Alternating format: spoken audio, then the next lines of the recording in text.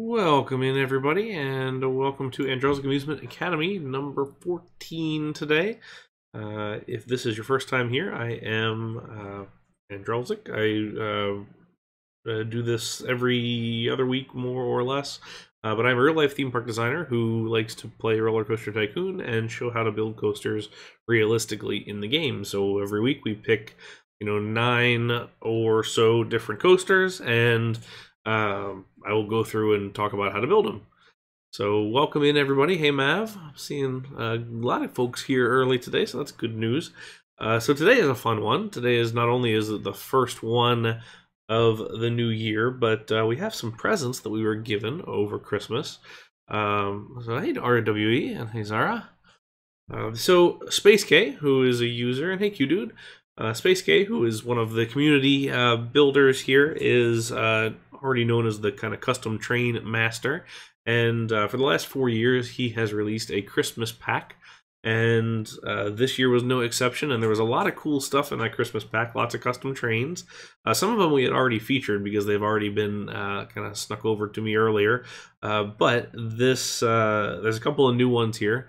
So what I decided to do today, rather than pick a ride-based theme, was we're just going to go take some of the rides from his pack that he made, and we're going to build coasters after them. So what we have is the Mack Xtreme spinning coaster as the first one. Then we're going to have the Gerstlauer spinning coaster. Then we'll do an Intamin spinning coaster, so 3 spinners right off the bat, which is kind of a rarity in this game right now. We've had limited options till now. Then we're going to go for the Zierer family coaster. Hey, Kaiman. Kaiman, this is like Simon just with a K, I hope. And then we have the CCI wooden coaster with the Gerstlauer trains. Now, the Gerstlauer trains came out in 2 forms a year ago, but this year, kind of as a joke, he has the socially distanced cars, which have seats in, or peeps only sit in every other seat, which is just kind of fun. So I figured, we would go ahead and build the CCI wooden coaster because I like those. Next up, we have the Raptor drifting coaster, which is a pretty unique one you may not know about. I think there's still one of a kind. I think they've only built the one model. Then after that, we have 2 newbies here too. X7, who is another builder of custom objects within the community, has recently released the Raptor track, Rocky Mountain construction model. This has just recently been ported into the game as part of the official OpenRCT stuff. And so now we have this to play with. So this one will be fun for all of us because I have literally never played with it until today. So this will be my first time. So we'll see what we can come up with. The community's already put together a lot of really cool stuff. So we're going to do a small one and we're going to do a big one, kind of like the standard smaller model, and then something maybe like a Jersey Devil kind of style larger one. And then we're going to finish it all off with an Intamin Blitz coaster, which we've done a couple of those before. So we'll pick something that's maybe a little bit different from what we've done before, but we'll see where it lands. So we got a lot of stuff on our hands here. The last couple of them, we've had some simple things that have moved it along. So this one may be a long one since these are all legitimate coasters. But let's get to the tape and let's get started. So as we always do, we're going to start on Roller RCDB on the database. So let's look at the Mack Xtreme spinning coaster. So the Xtreme spinning coaster is basically just a step up from their spinning coaster, and they are trains that are built in such a way that can invert and do all sorts of different fun stuff. There's only one coaster that is open right now that matches that. So this is Time Traveler at Silver Dollar City, which has maybe some of the most gorgeous trains to ever be on a coaster. These are beautiful looking trains. This is a double launched coaster. With a pretty cool start here. This is actually the very start of the ride. It dives vertically out of the station, starts spinning right off the bat. There's a couple inversions, including a loop and a corkscrew. Lots of pretty cool stuff here. And yeah, here's the start. Literally, this is right out of the station, and using the terrain to advantage. Some pretty darn cool stuff. And here's a good shot of the layout. We've got this nice loop. There's a dive loop that actually goes through the loop, and then the launch also goes through the loop. So a lot of neat stuff combined together here, which I think is pretty impressive. Now they're also in the process of building a second one of these. So the second one of these is at Plopsaland in Belgium. And I think this one is super interesting because this one has an even more, what I find to be exciting layout. So that's the one that we're going to watch today. So right out of the station, we get into this like turning roll, kind of a slow hanging roll that's got a little bit of spinning. So imagine too that these trains are going to be spinning the whole way. This is a forward mounted POV, but the trains will be spinning not crazy fast, but fast enough, I think, to get it interesting. We got our first launch here. Almost a vertical climb into this outward banked corner. And then an almost vertical drop. We've got some brakes on the hill there for the kind of cliffhanger drop. This weird sort of banana roll, cobra roll that's kind of not really. A little bit banked weird. Standard loop here. And we've got this kind of outwardly banked roll curve thing. High banked corner. Second launch with an airtime hill in the middle. Then a roll and another roll here into a dive. Kind of reminds me of a flying snake dive from Stormrunner. Airtime hill with a curve. And then a couple of more curves here and airtime up and into the brakes.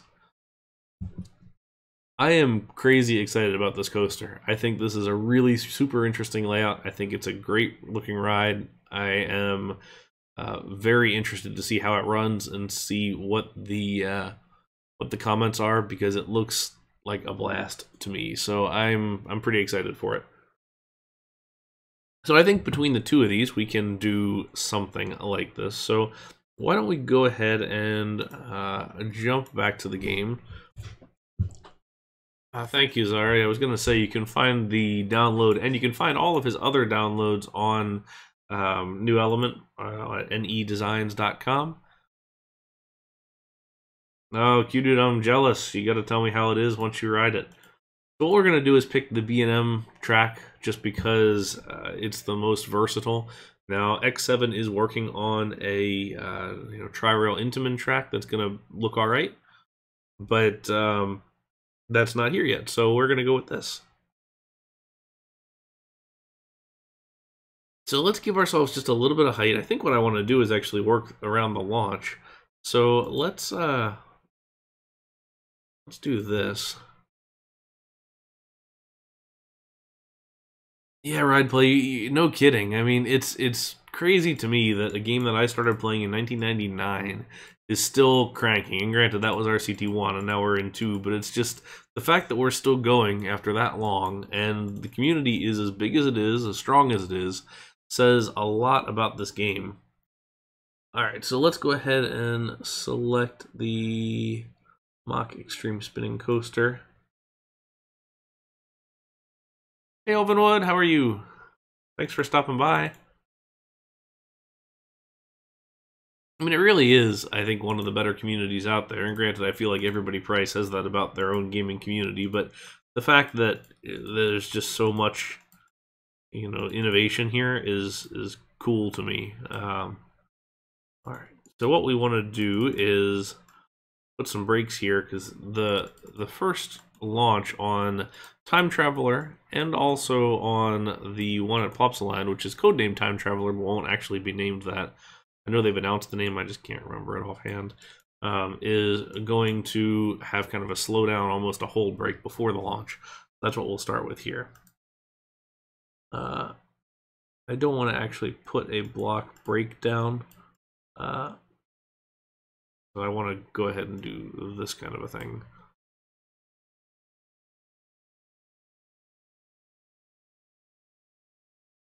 Now, Mack launches are not terribly fast. Their acceleration, I don't feel like has ever been, super strong, but it's enough to be interesting.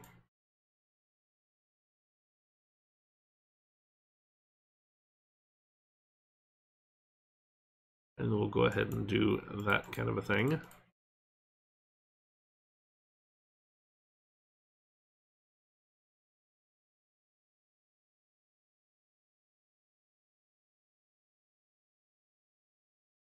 It's true. You're absolutely right, Q. There was meant to be a dark ride component to the ride, but they ran into some budget challenges there, and unfortunately, this is what we're left with. Make sure we have the height here for a large half loop, which we do. Alright, what we do have is probably a little bit too much speed coming in here. So let's bring it down. Okay, see how that does.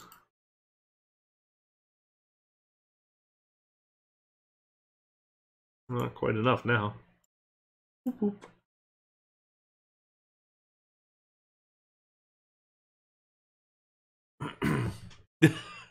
You and your dark rides, Ollie. Well, I will say, you know, we were talking about this on the Discord earlier. I would kill for some couple of good dark ride trains for sure. All right, let's do one bump up to 63 right here at the end. See if that, because we got up there, we just didn't have any speed.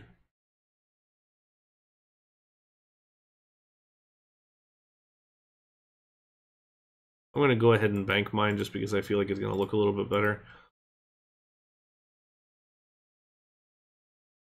There we go.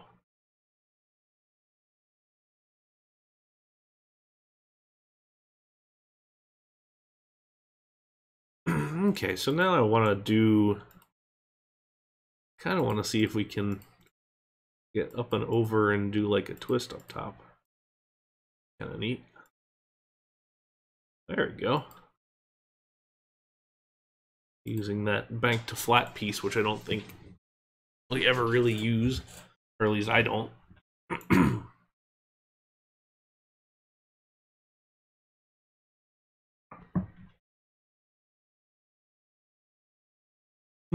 I've done that too on some of these, like watching other people play before, where I'm just like mashing the button and like, why isn't it working? All right, let's give this a couple of extra ups here, and then that's weird. What did we have here?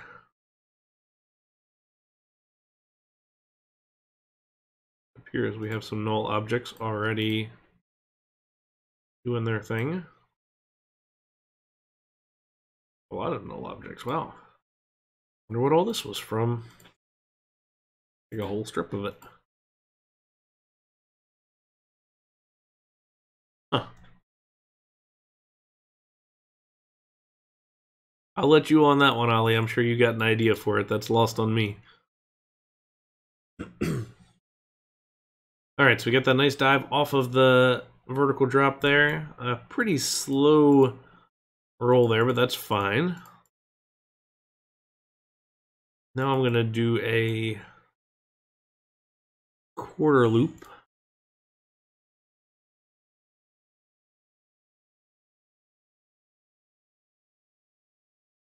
And we're just going to do a standard corkscrew here. Just because I feel like it's gonna look better. I've seen a couple of people do some of the banana roll type things, and they look good, but it's just beyond me. I will bring this down one more though. Yeah, it's sort of a Cheetah Hunt-esque element, which I did find funny back when Cheetah Hunt came out, that everybody started doing this kind of a thing, just because it was a pretty unique one-off instance as far as like a design condition goes. I mean, it wasn't dictated by the coaster design. It was dictated by the ride designers having wanted to be have this like cheetah perch that the cheetah dives off of and runs into the the savannah, I guess, and chases after some kind of prey. Not so much a not so much a ride type decision, but everybody started putting it on the rides, which nothing wrong with that. It was just kind of funny to see. Okay, maybe an airtime hill.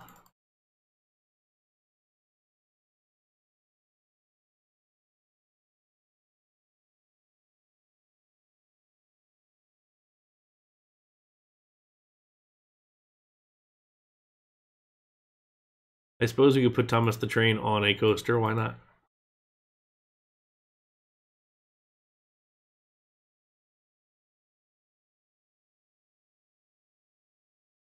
I think what I almost wish that the cheetah hunt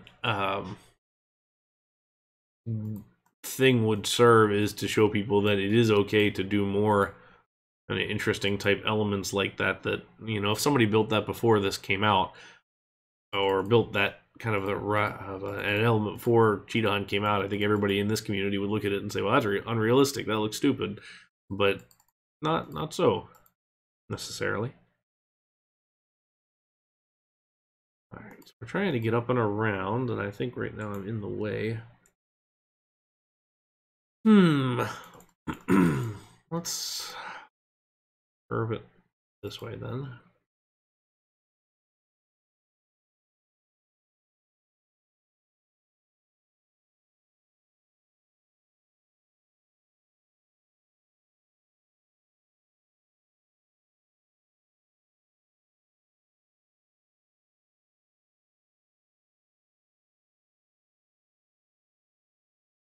I suppose the Splash Battle 1 cars are a little bit different just based on, I think, your personal preference for a lot of these things too, because I think they do look good, but depends on which kind of themed one you're looking to go after, because it could be very different.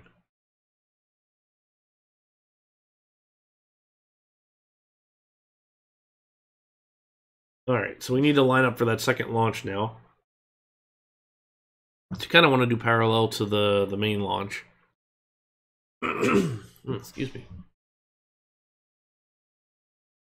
Yeah, there's a lot of different cars, Ollie. There's some actual like vehicle type things, or a really good selection of stuff. All right. Not quite satisfied with that. I feel like that's a little too far away for this here. Scroll up, so Zara posted the link. You can also find it on New Element, which I think he posted the link for also. So it is there. Got a little bit of hang time in that loop, which I kind of like. Let's go ahead and change the color to something more pleasing at the moment.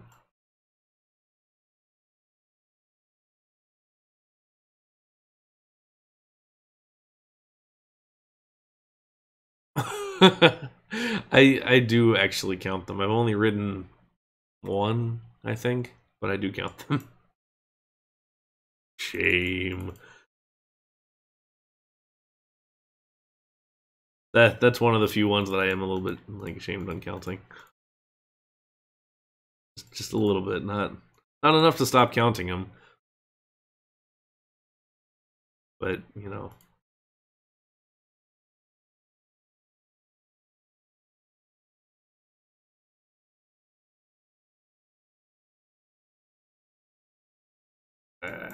Pooh, I'm not sure I like that either. Okay, let's figure this out.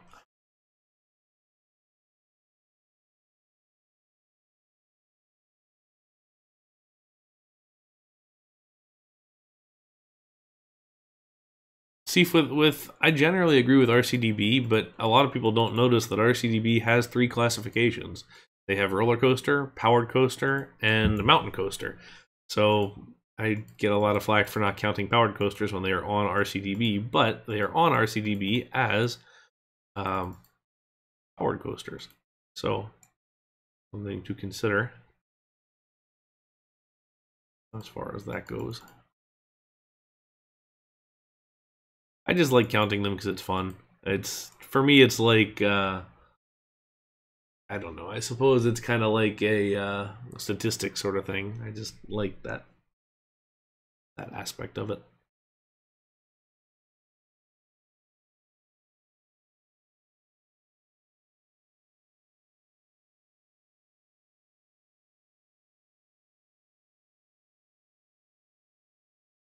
If I knew I could get over this in time, I would do a diagonal launch with a chain lift and go, you know, that way.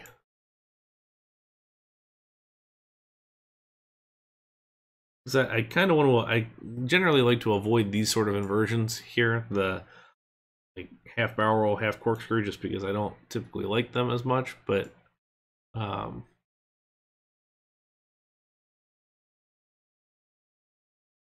Yeah, under it could be an option. I want to get the airtime hill in there, though, which is the part that I'm kind of interested in trying to figure out.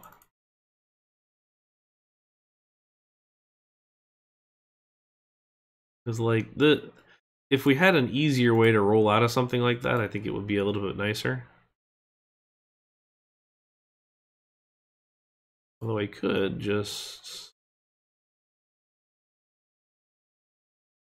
Not that way, the other way. And over.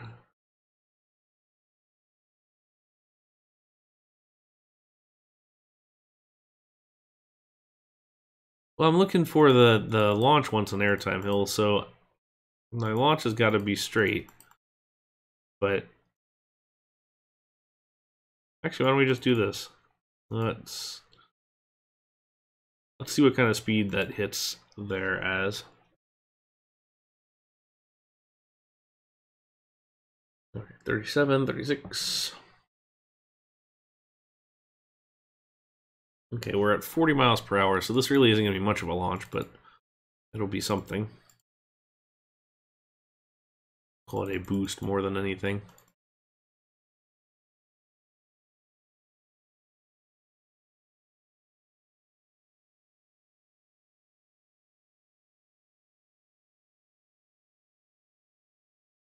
Just the one, you probably hide that or add what looks like launch stators on the rest of it.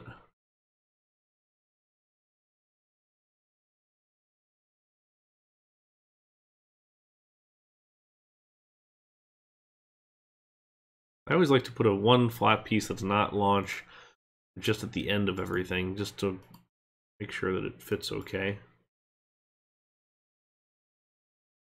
Okay, so we can increase that speed just a little bit. First, let me make sure I've got the height that I need in order to... Oh, not at all. I'm not even close. Oh, no. Oh, no. I'll see you, Ollie. Thanks for stopping by. Enjoy building your dark ride.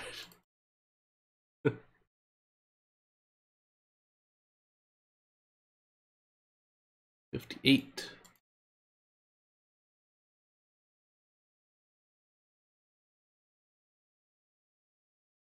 Okay.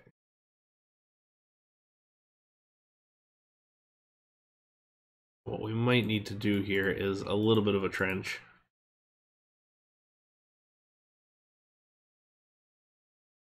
Yeah.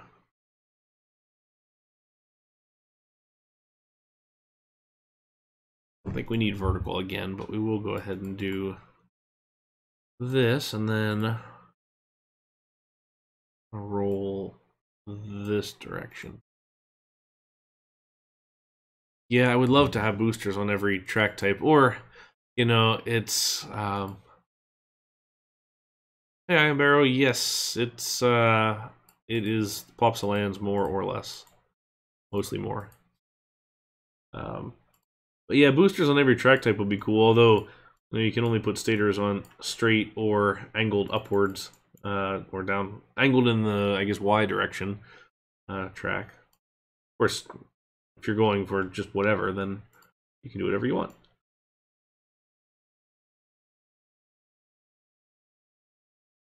Okay. This gets us our little flying snake dive deal.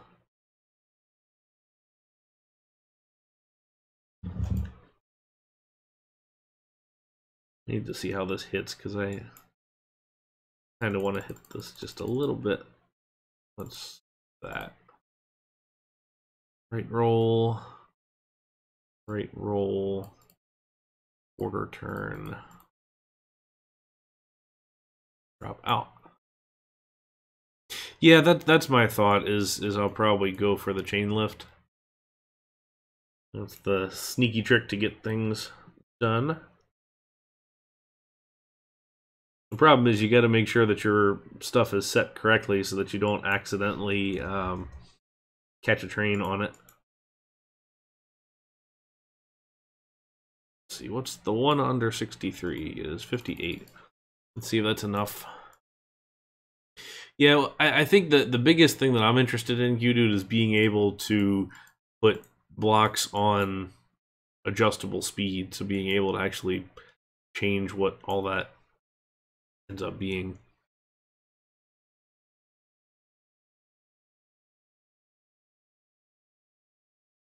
Yeah, because couldn't you use blocks in RCT3 to launch a coaster? I wanted to be able to gatekeep the speed, not actually have something like that where you can launch it with. And yeah, you can do it in shoestring, but it's shoestring to me is a thing that it would be great if we didn't have to do if the proper stuff existed.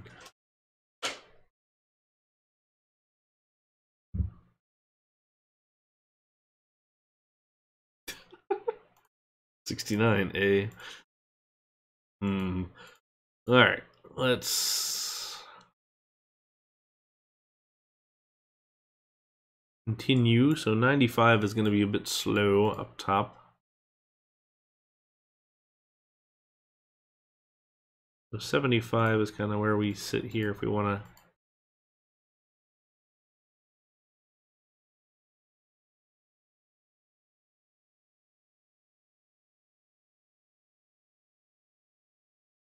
What I kind of want to do is get up and overneath, or overneath, over top of this launch track.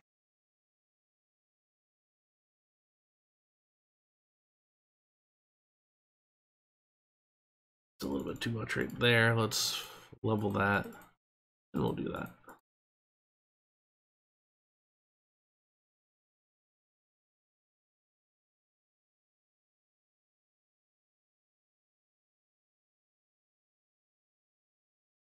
And the ending of the real one had more airtime hills than I would have expected, I suppose. But no issues there, I guess.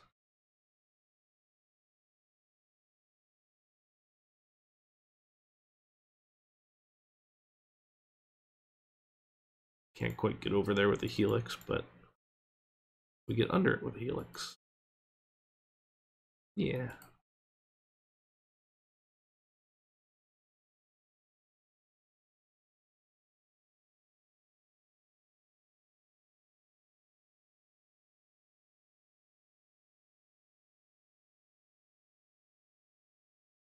I thought there was a name that came out on that one, Q dude.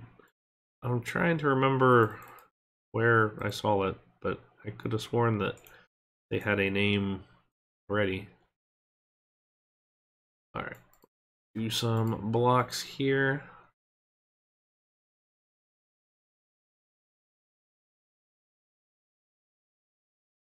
How do I want to do this? I can call this an extended airtime hill there, and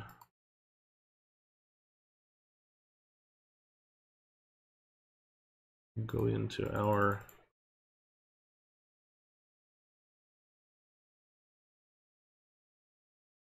$30 not where we want to be.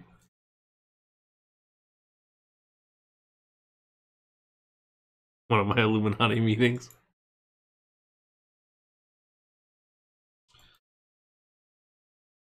Of course, with Guardians, it's some of it's fixed spinning and some of it's out there as free spinning. Right here, we'll just do this.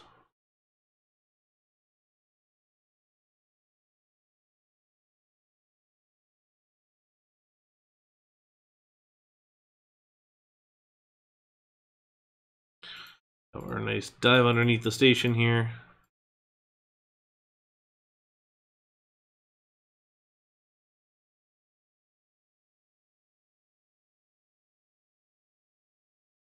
And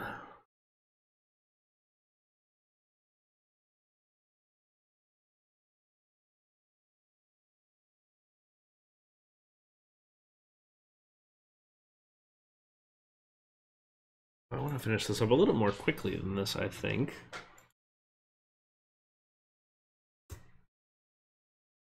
That's because I want that first half to be longer than the second half. We can just end it here. Can I go straight without hitting that? I can't.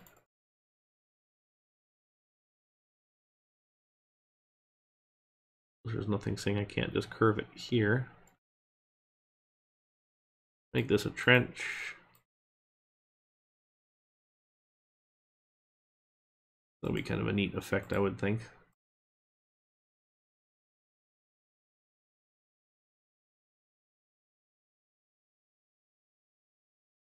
And then we can just do a tight turn at the end. And we'll get these brakes down.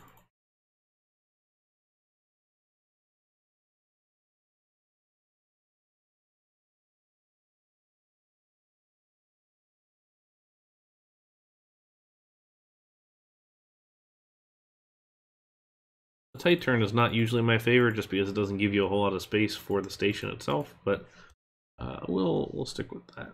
And then, as we always say, never ever ever ever ever track on the ground. Except for wooden coasters. Okay. 3 trains, and let's go ahead and add our little cheating bits in here. I like that. We'll go with that.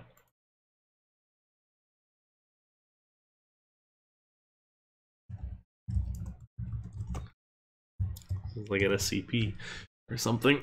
Alright. Bring it on with the 3 trains. Let's take a look.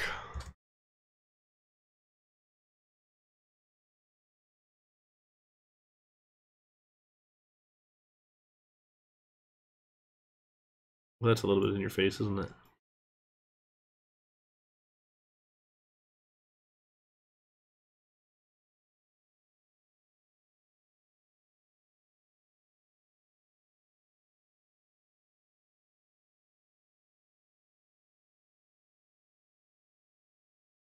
I don't know, what do you think of that? I feel like name redacted sounds like military test facility. We'll make it weird and glowy.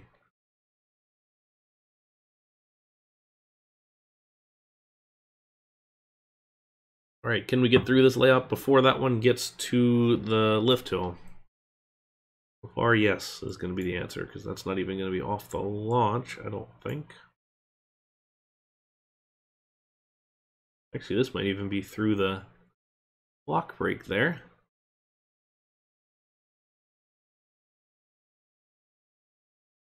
Nice. Alright. So there we have it. There is our first coaster of the new year.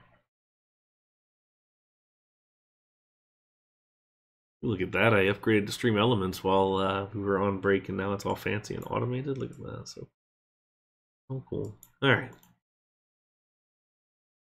Done. That is number 1.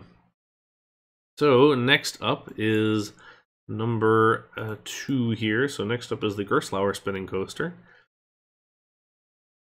So let's go back to the database.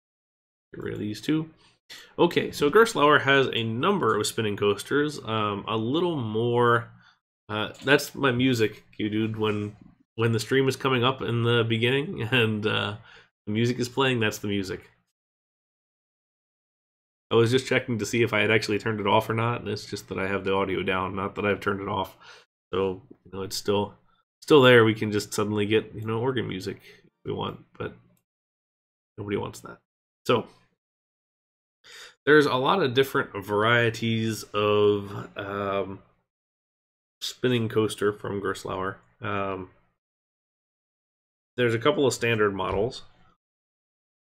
So let's take a look at West Texas, which is a pretty standard model here. So this is the combination of flat wild mouse type corners and also with diving helixes and airtime hills and things like that. If you've ever built a Gerstlauer bobsled coaster, for those of you who entered the contest on the DKMP server for that, it's basically that with a spinning car. And in fact, some of the bobsled layouts were later used for spinning also. And to Q-Dude's point, we do have a launched inverting spinning video game coaster that Gerstlauer has built. I did ride this while I was over there. back when it was horror themed, not Japanese singing anime themed. I'm not quite sure what it currently is, but it was pretty cool. It was not a whole lot of interesting coaster elements. It's you go through a couple of lift hills, and you have a little button on your harness that moved a reticle. And for me, when it was the horror themed one, you were shooting at like some kind of monster thing on screens in front of you, and then those moved and you kept on going through, and then eventually you hit the launch, which is just a tire launch going through that long kind of drawn out inversion, which is fine. It's just doesn't really do too much. And then you get into a little box where it's got, say, a figure eight of track with some diving corners. It's odd. It's fun. It's not totally uncomfortable. It's not the most comfortable though. Over the shoulder restraints never too much fun, but it's interesting and unique, I suppose, which is what we want.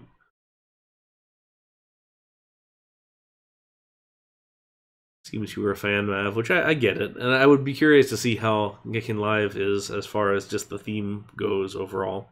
The Hankatten here is a good example of one that was a bobsled coaster elsewhere at in Japan, but here in Denmark it is used as a spinning coaster. So kind of neat. Actually, didn't know that Veil of Dark was a video game, but that's cool. I think what we'll do is just do some kind of a more standard type layout here. So let's go back to the map. All right, so we're going to take the mini coaster for this one.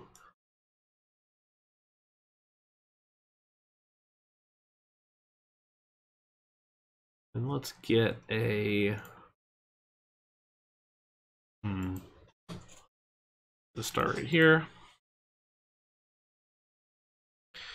Leave that open for a block break and or transfer track.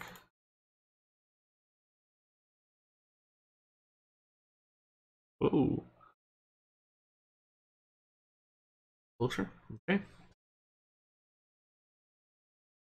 Hey, Ba Express is a great ride. Don't be hitting or hurting on Ba Express.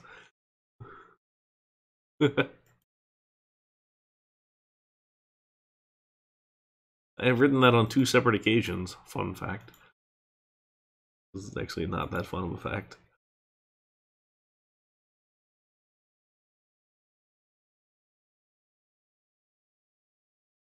Go a little taller, actually, just to give ourselves some room to work with. Yeah, yeah. So the first one was to count it off. The second one was because I was with a friend who had not counted it or who had not been before and wanted to count it. So we went and rode the thing. It's cute and it's comfortable. Like the seats are huge for a kids coaster.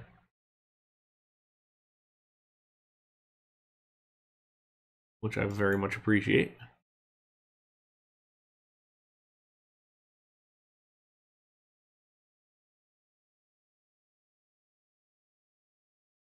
Okay, I'm going to go with this strategy of hairpin turns just because I like having the track consistent.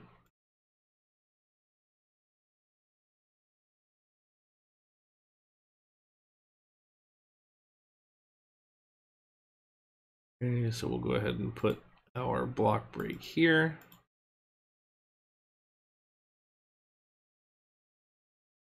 We're probably going to have to mess with the mass on this one just because the train is a single car train, so I'm kind of waiting to test this because of that.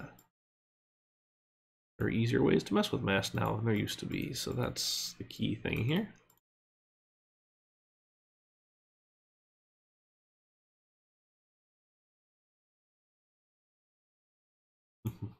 That's a little bit too big.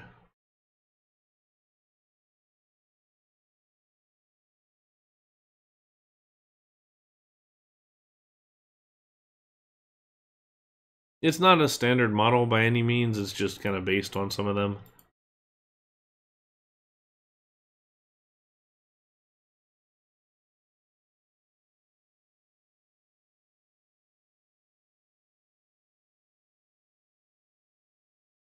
I should have. That would have been funny.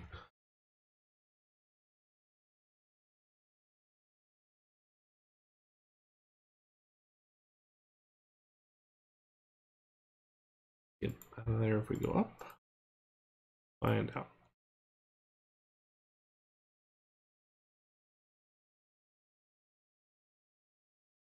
Nope.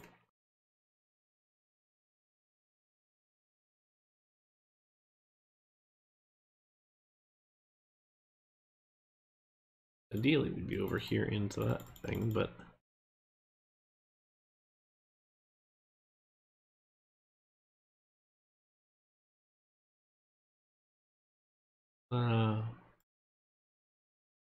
curve, then we'll go up, down.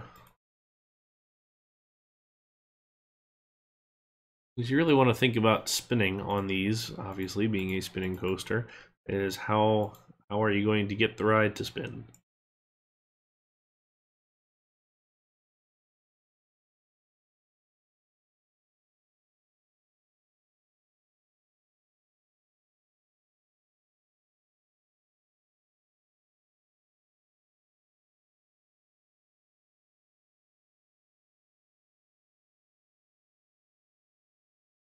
We can even do like a flat turn there to keep the spinning up. But now that we got that first block break in, we don't want to mess with a whole lot of other stuff here.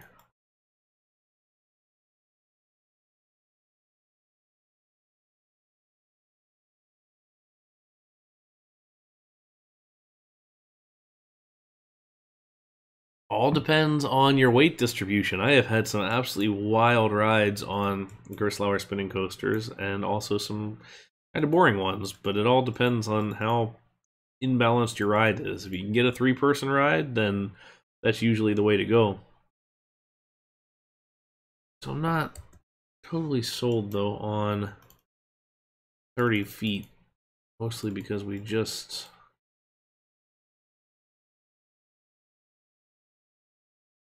don't necessarily want to level it at that already, but we might not have any better choice. 45, 30. No. So it goes, we will...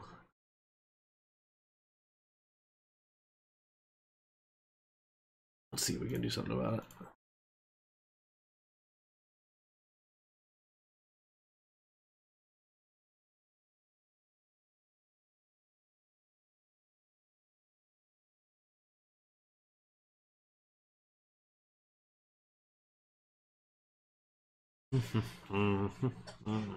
What do we want to do? Kind of rethinking my strategy through here.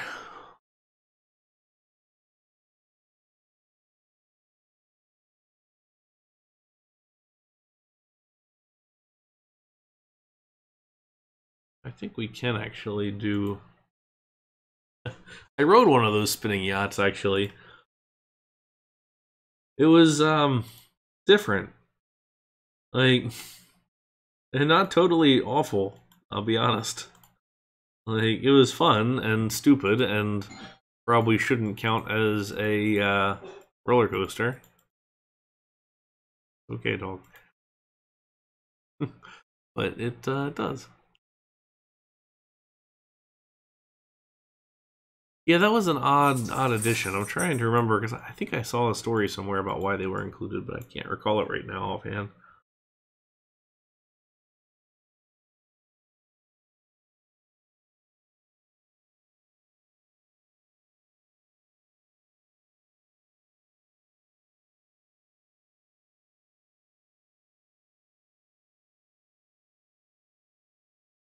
Okay, we do have a nice little drop here over top of our station that I may not be able to keep if I can't get underneath of this other bit.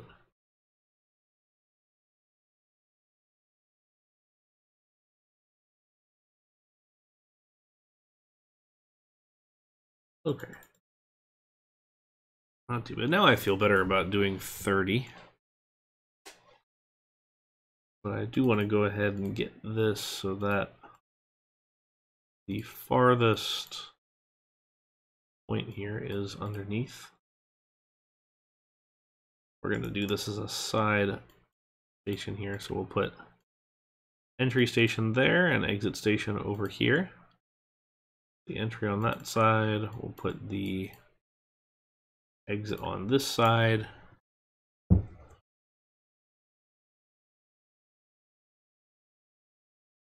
Yeah, it's I guess when all of them are named after things you don't have the license for, you can kind of be forgiven for that one.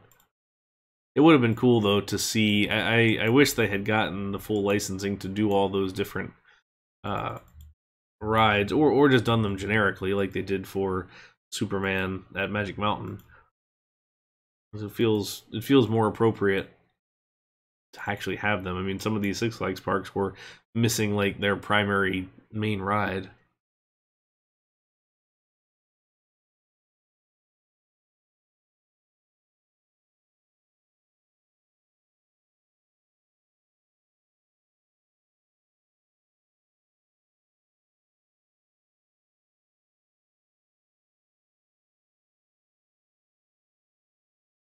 Just slightly underneath. Kind of hoping to get up and over that.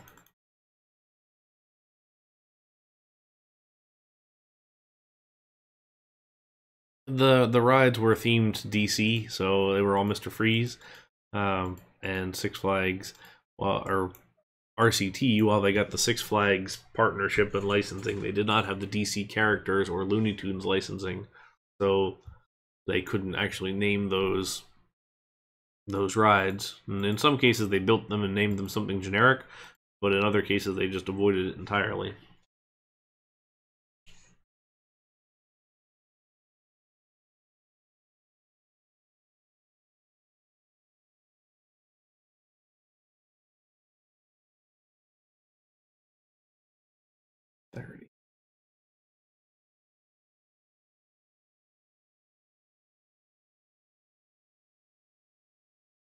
Let's try and actually stack these here, which I think we can do.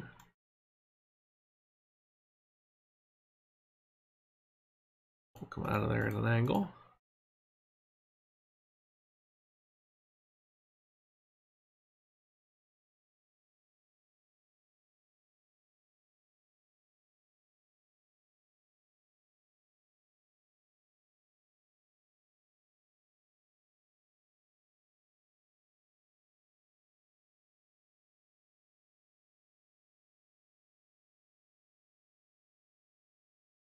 And let's just finish it off.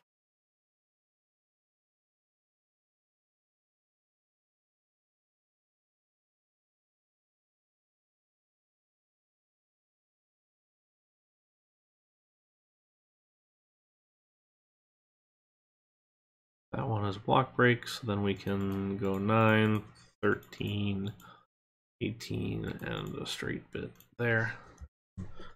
Okay. Go ahead and get you the Gerstlauer. I actually love doing these kind of supports. If I was doing supports, I would have paid more attention to where the coaster was going, such as this one right here that comes right through the middle of where this vertical column would go. But I kind of like doing these sorts of interesting, weird supports.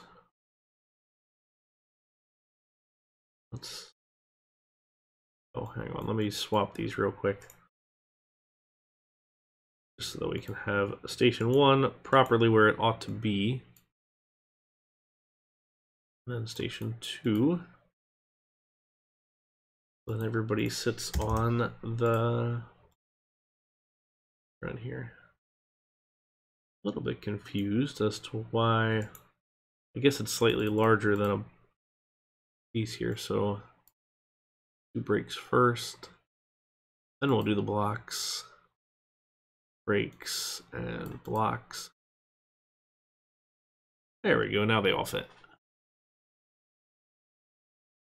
Custom supports are so nice when they come together. They're very therapeutic, I feel like. Also crazy frustrating if you don't have what you need to do it right.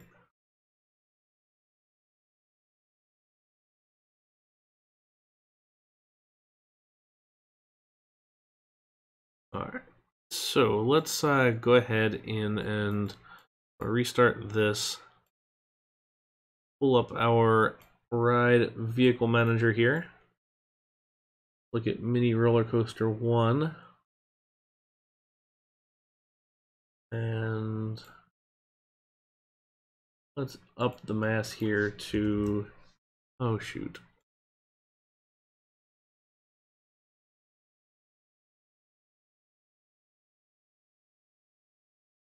We'll just set ride mass. Yeah, hopefully he'll add a option there at some point. All right, rides list. Mini Roller Coaster 1 is number 5.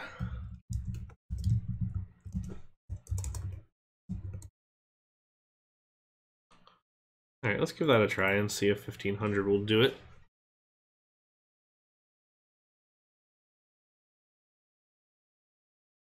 Yeah, the ability to toggle is going to make a huge difference at some point, or just be able to input. It's going to make a pretty big difference.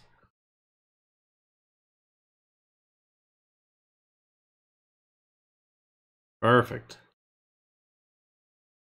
So the thing with these trains, and there's a challenge with trains in spinning coasters in RCT2, is just based on the amount of sprites and everything. These aren't actually free spinning, they're just have the ability to spin on the corners. So we want to try and keep as many corners going as we can, because it's going to stop spinning through the rest of them. See, this runs pretty well. We'd probably adjust the dispatch time for the lift hill, but on the whole, not too bad.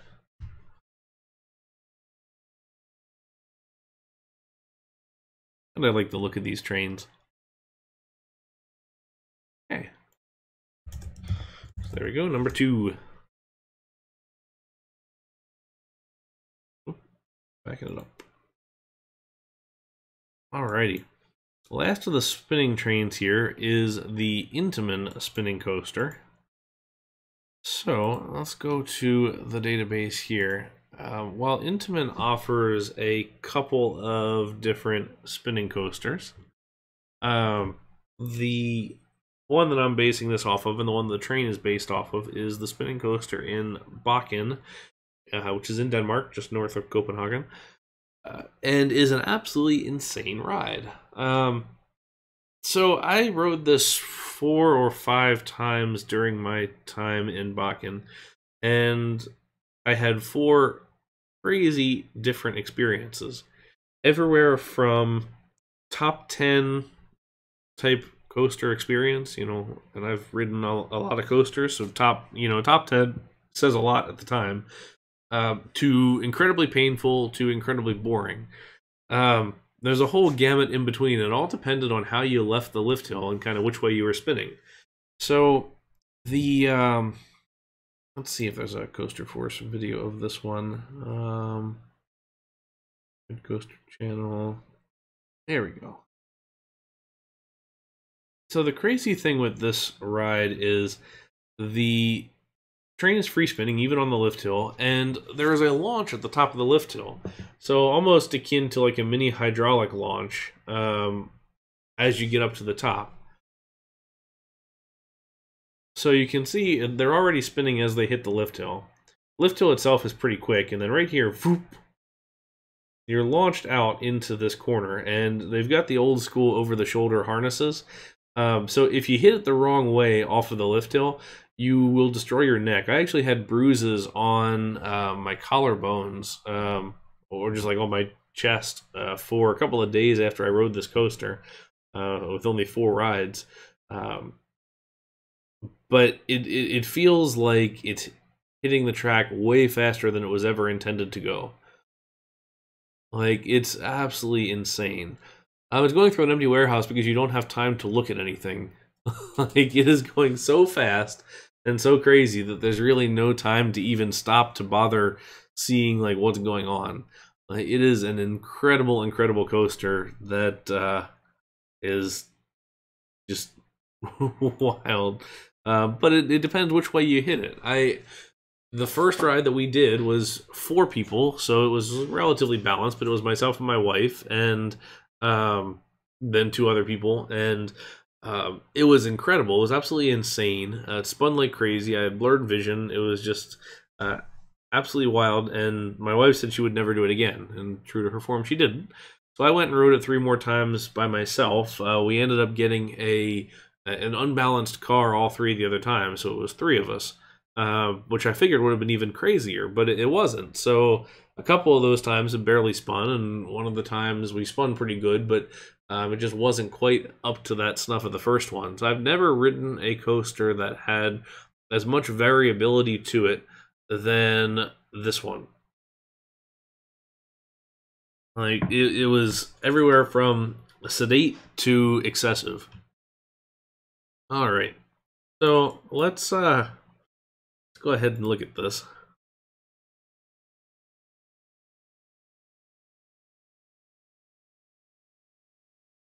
and see how we want to do this.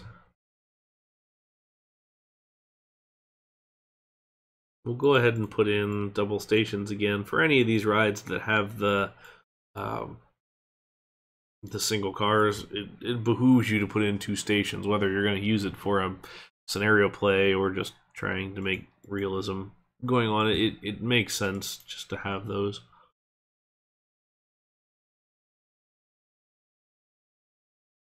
We'll do some block breaks. Anyway, right out of the station, we want a turn to our chain lift hill. And then we're going to make this relatively short, but we're also going to put a launch at the top. We'll see what that does for us.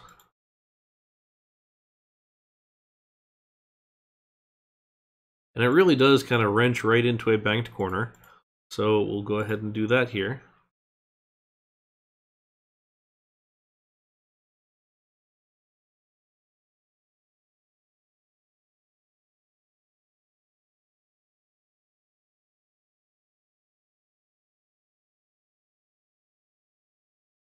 A lot of it's directional change sort of stuff too, so we want to make sure that's covered substantially.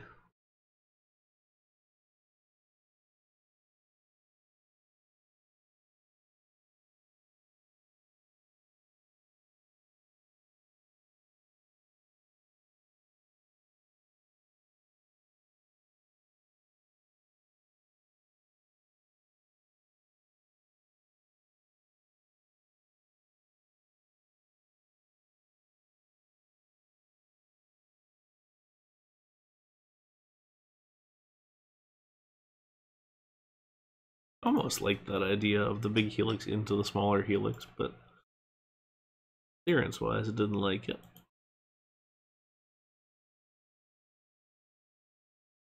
Do that. The nice thing is with this one, there are no blocks in the middle of the ride, so you just do what you do and it stays somewhat low capacity. We're going to keep it compact, since that's how the real one is.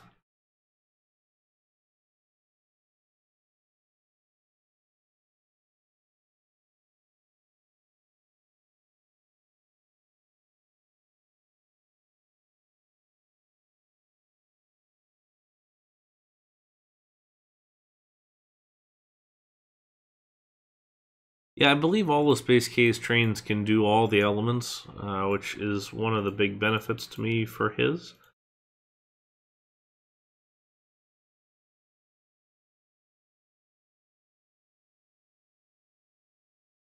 There's no, in my opinion, if you're modeling the train fully, there's no reason why you shouldn't make it so that they can do all the different elements.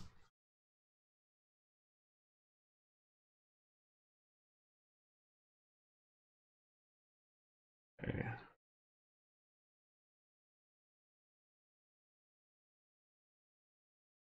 To go down and then go back up again.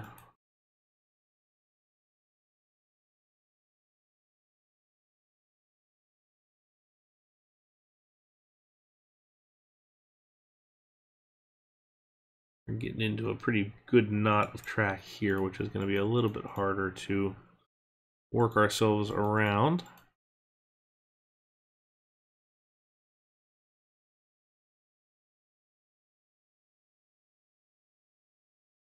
It's true, although the way that SpaceK models his trains is, and granted, this is from somebody who doesn't understand the technical side of things, but he does it as a 3D model, so it's already modeled in all directions.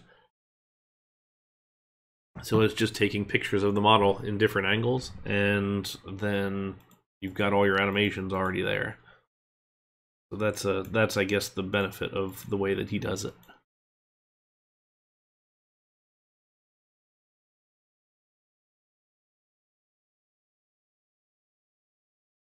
I feel like I'm getting just a little bit wide here, so let's keep this more tightly intertwined. Do it like this.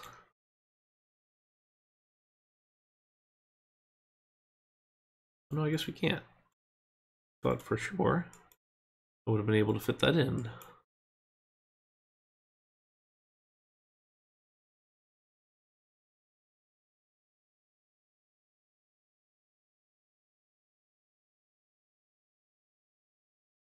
I am building an Intamin spinning coaster, like Tornado at Bakken in Denmark.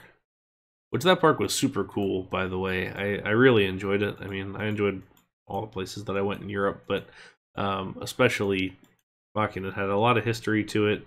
It was just a pretty park, very old school and all that. Yeah, I get that. And Darkling told me about the contest if I wanted to make a video for it, and I wanted to. I find the dueling coasters to be really hard to do, especially spontaneously. Like, it's one of those things that takes a lot of time and effort over a couple of days to get right, and I figured I couldn't really do a stream except for just pointing out existing conditions of rides that are out there. Um, but I did want to do it at least, so I just didn't get around to it. Now it's a little bit too late in the game for it. Never done a coaster that was so bad that I mean, I haven't recreated them, but I've certainly have my list of coasters that were so bad I would love to be able to improve them.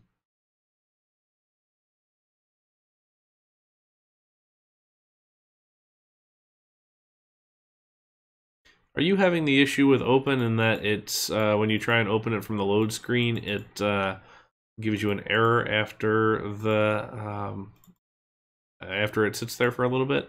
Right now, I can't open any parks that are on while I'm on develop. I should say I can't open any parks that have scenery in them. Is what I've narrowed it down to.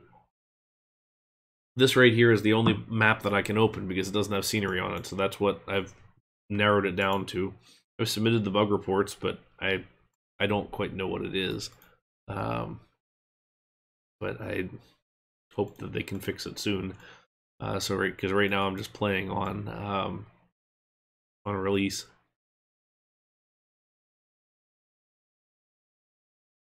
All right, so let's go ahead and get our brakes here.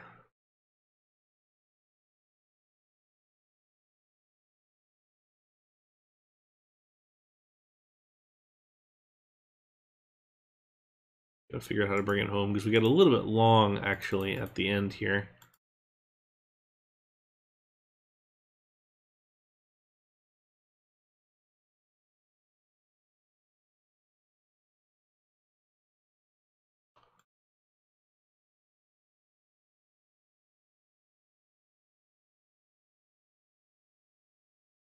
Kind of mirroring what we did on the other side.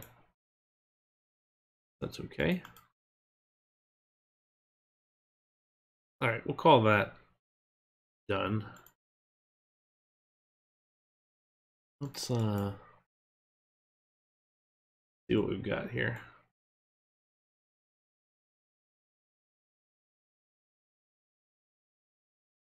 Intamin spinning coaster.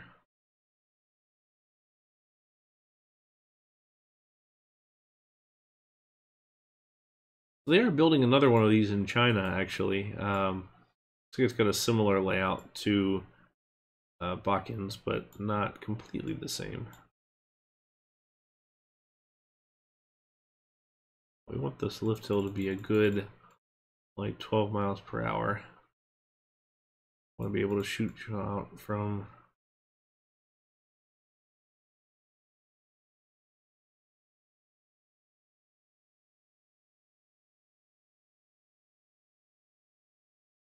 It's actually running pretty well. A little bit slow here at the end.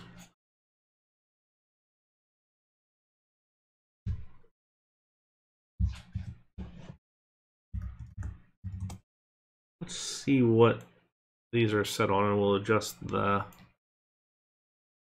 accordingly. All right, so they're also 1,000. So let's take this one and let's just go to 1250. Give it a little bit of a oomph. It actually runs pretty well. It's not quite as quickly as I wanted to, and I probably wanted to go with some tighter helixes at the bottom, or towards the end, I suppose, but I just hadn't gotten to that point.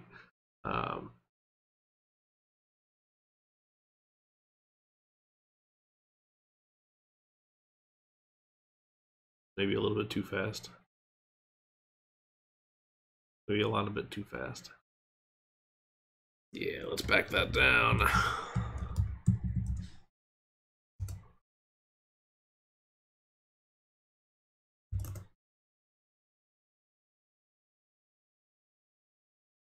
When's the Golden Horse another questionable Chinese manufacturer stream? Actually, I do have a listing for that in my ideas folder. I just need to find enough things that are interesting that it's not like I'm just building an aero coaster that we're calling Golden Horse. I mean, we'll certainly build ourselves the standard SLC layout and some of the variants and things like that, but I don't know, more to come on that one. I'm still not quite sure where to go. Yeah, I will have to do the vertical drop coaster there, just like he did, which I thought was clever. Alright, so that one we will say is all done for the day. I did check, the real one has 4 cars, which makes sense, and it's got a layout. Out of curiosity, the real layout is 1,122 feet. Ours is 2,428 feet. So ours is quite a bit larger, which probably explains some of the challenges here, but you know, that's fine. We can be okay with that.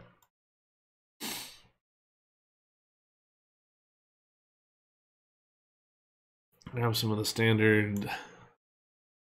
Oh, do you mean like grab some of the scenario built layouts, or like the pre-built layouts and then make them more realistic? I have seen that was a trend that I know we were doing for a little while on New Element.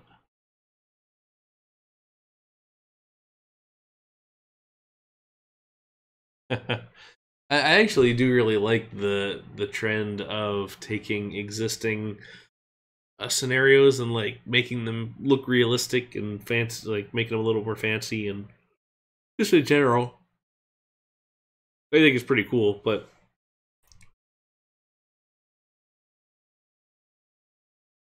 the stand.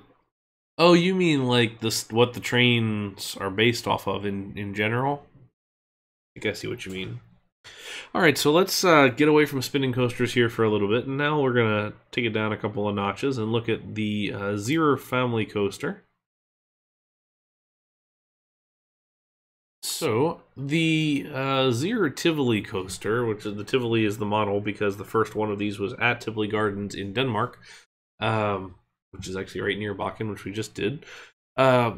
Then they have since done a couple of, a lot of these different Tivoli models out in the world across a lot of continents. There's the Tivoli Small, the Tivoli Medium, and the Tivoli Large, which are standard type models. And then there's also the Tivoli Custom, which is what we're going to be focusing on today. Because one of the trains is based off of the kind of larger Tivoli ones. Now, some of the custom ones are just a loop that's got a little bit slightly different shape than the Tivoli Small, but some of them are actually pretty substantially large rides. So we're going to pull out a couple of these. We'll pull out Auto Sled here. We'll look at Jaguar and look at Nickelodeon Universe here. So the big thing with these, and Jaguar is probably one of the more known one of these. This is at Knott's Berry Farm. It's got not terribly exciting elements, but it's just kind of long and a good family coaster. So it's got helixes, turns, a couple of diving corners, not too much going on, but 2 different lift hills, a couple of drops, not anything very steep. But it's really just sort of a sedate, kind of out and about type ride. I want to see what you build. Make sure you post it. There's actually been a couple of these that I've seen pop up in RCT parks under construction at the moment, and I actually am a big fan of this to the point where I would consider putting one of these in my final park or my solo park, for example. The other one here is Pepsi Orange Streak, which is at Nickelodeon Universe in Minnesota, inside the mall. And it's got a substantially long train. This is 15 cars. They have gone as long as 20, which is just obscene. But this is the one specifically that the train is based off of. And you'll notice it just kind of meanders around. It's got 2 different lift hills, and it just kind of goes off and does its stuff. Interacts with different rides, interacts with some of the buildings supports and things like that.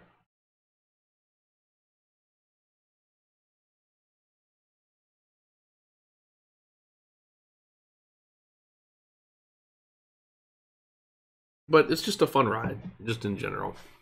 So let's go ahead and build one. Go back into the game here.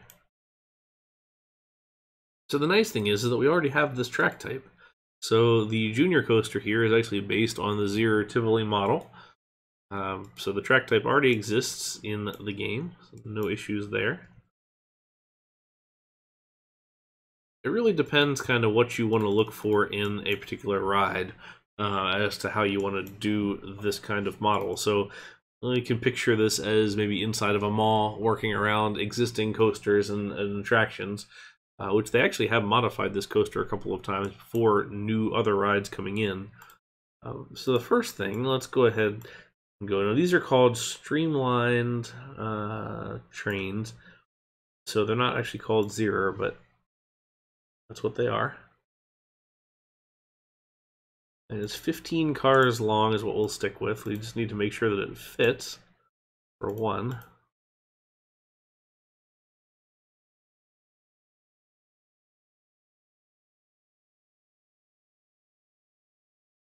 And you know what? We will go ahead and keep it underneath the... No. No, we won't. Disable support limit. The fun thing with these is being at the top of the lift hill before the ride is even off or out of the station in some instances.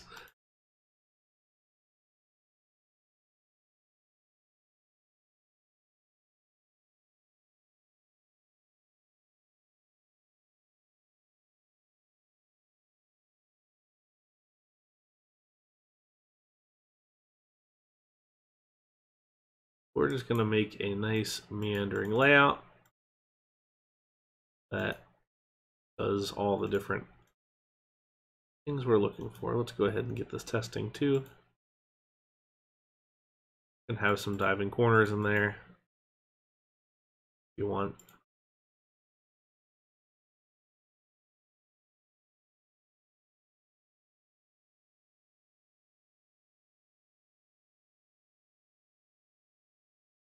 but what we're not going to use is like steep drops.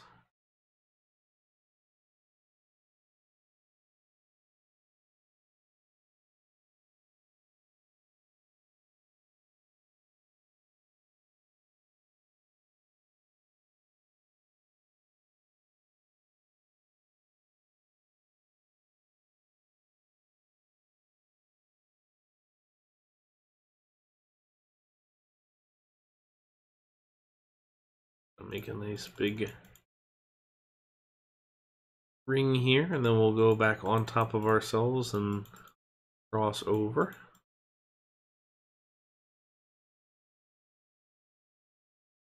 The ride should look kind of lumbering, which is kind of what this one's doing right now. 23 miles an hour, not too bad. Because of the big trains, it's going to take a while for it to get up to speed, and then it's also going to take a little while for it to slow down, which is one of the benefits that we have to work with.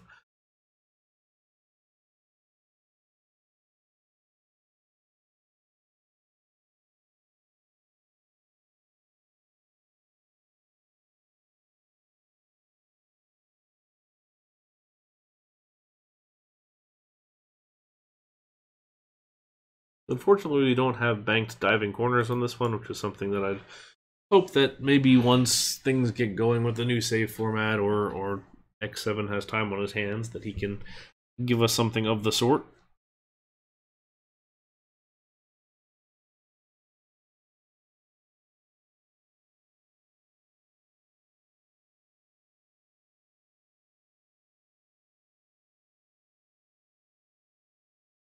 This is one of the few rides where I think it's probably okay to use the helix element.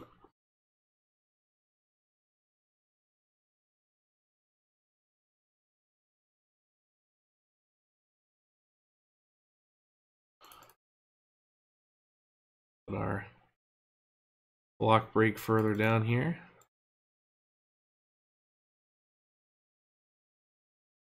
Make sure that section is just slightly large enough that you might be able to get the train in there. Do our second lift hill.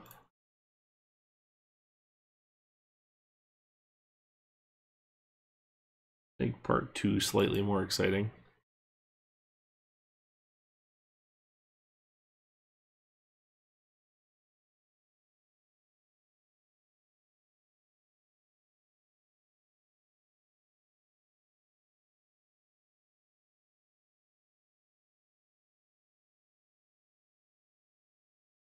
This could be something if you were building this in a theme park or something. You just cruise this over top like this, and then you have this interesting section where the train shoots over top of your station as the ride is loading.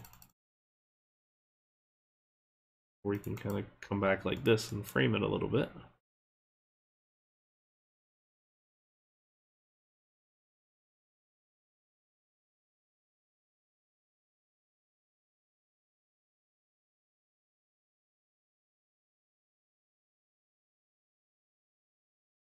It's usually not going to be this kind of messy on top of each other, just because we're typically going to be looking at interacting with other things, but seeing that we don't have anything else to interact with at the moment, then we're building it here. So I'd suggest for a helix like this that it's got a drop tower or some kind of a flat ride inside of it, and just all sorts of that kind of stuff.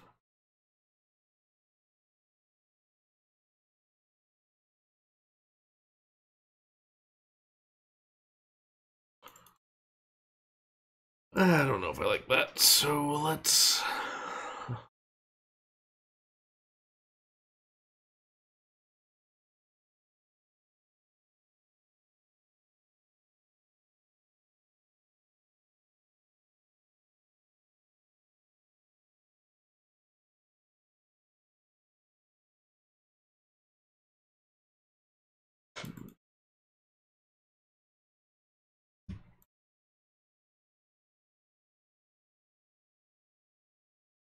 do this.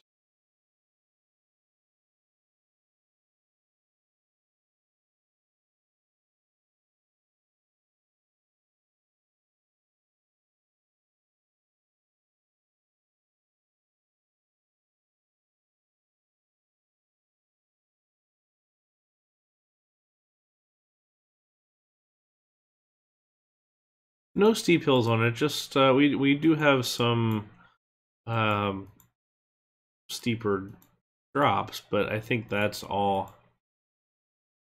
To me, I feel like those are a little bit more acceptable on a ride like this than the actual steep drop elements.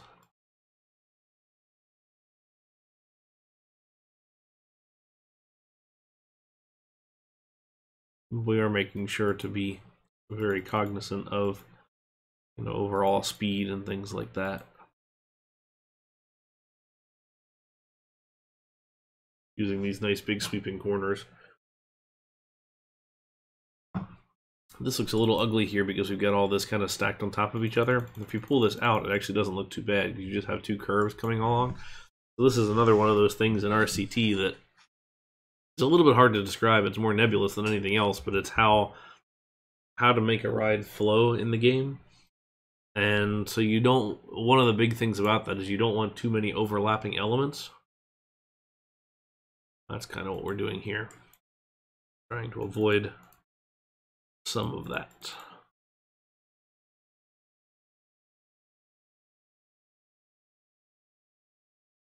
That looks much better now.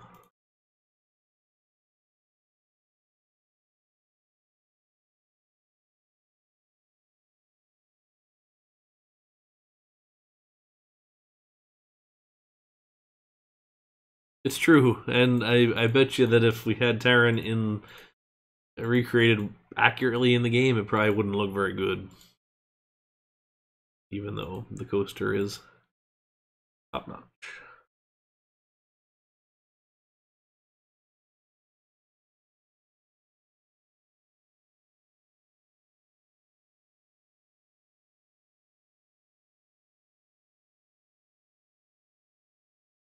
Yeah.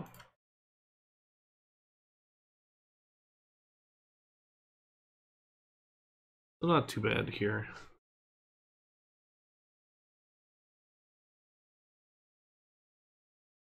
It's all just a visual thing. I mean, you want it to look not only realistic but also smooth in a bunch of these different locations. So that's really the impotence behind like a comment like that, is just to say, okay, let's make it as kind of smooth overall as you can.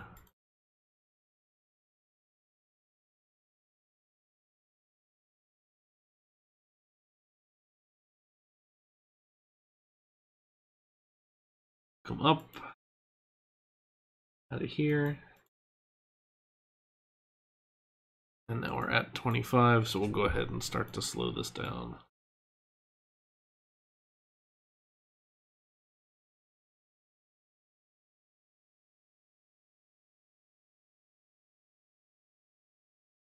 Go ahead and hide our little lift hill here just to give that a little bit of a...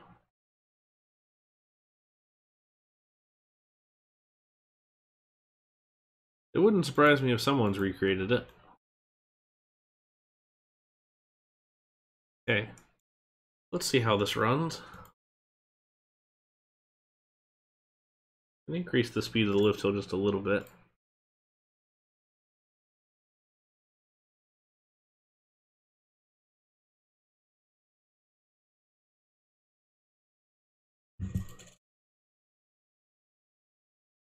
We'll also want to make sure that there's timing on the station, so that when you do your dispatches and everything, you want to make sure that this other one isn't going to sit here on the lift hill until this one's over towards the mid-course brakes, probably on the second lift hill. You would adjust that dispatch time so it's a little bit more accurate. Ideally, you want these both to hit the lift hill around the same time. Because I'd hope for a little bit of fun interaction here, especially with train here coming off of lift 2 and then train 1.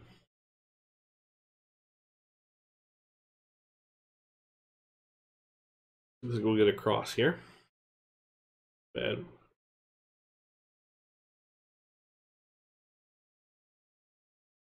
And now the goal is to see, is the second half too long, or is the first half theoretically need to be longer. I think we're going to be okay here, actually. Yeah, just because we did get through that second one there with the stupid long train. What we want to do is make sure that this one is fully into the brake run before this hits this other brake here.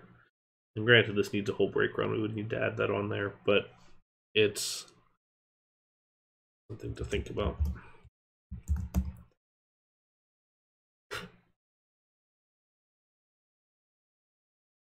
Man, I can't stop yawning today. I don't know what it is. It's a lazy Saturday, I suppose. Alright, so there is our Zierer family coaster in a little more compact form than we might typically have. Check that off. Zierer family coaster, Zara, so like the one in Nickelodeon Universe in Minnesota. Okay, so. Check those off the list. To be honest, I feel like those Vekoma roller skater trains would actually be a really good benefit, and it's a little bit surprising we don't have them yet, because I think they ought to be there. Okay, so next up is the Gerstlauer trains here. They're wooden coaster trains, which were offered as a cheap alternative to PTC trains. So CCI ended up using quite a few of these when they were trying to get a number of their wooden coasters in, since they were billing themselves as sort of the affordable wooden roller coaster company. CCI wooden coaster trains, or CCI would use Gerstlauer wooden coaster trains instead of the PTCs because they were a little bit cheaper. So there aren't actually that many that are still running with them, but we do have a boss here. And yeah, actually, Gerstlauer trains were way worse than PTC trains. Cheetah ran these. Let's see here. Who else? Medusa used to run these trains, I think. Mega Zeph definitely ran the trains.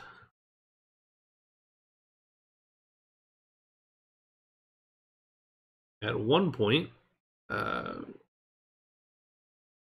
Legend ran the trains too, and Villain also ran them. Very good shot of the trains here. So this is what the Gerstlauer trains look like. There's two varieties of them, one with like a graded front and then one with a more solid front. The solid front is the one that SpaceK has offered. Boss actually is one of my favorite CCIs. It's just a huge coaster, and it's got sort of a weird layout, but it has all the little PTC hallmarks on it. Cheetah is another one, so here's a good shot of the Gerstlauer little plasticky looking trains. Rumors are that this ride is coming down, actually. It's been closed for quite a while, and there's actually a wall that's been erected in front of the thing, so who knows. Alright, let's see, okay, so this is the other style of PTC train. This is the one that we're going to be building. So this is like you see here. And actually, Medusa, I wish I could have ridden this before it got RMC'd because the layout is super cool. Really like what they've done with it.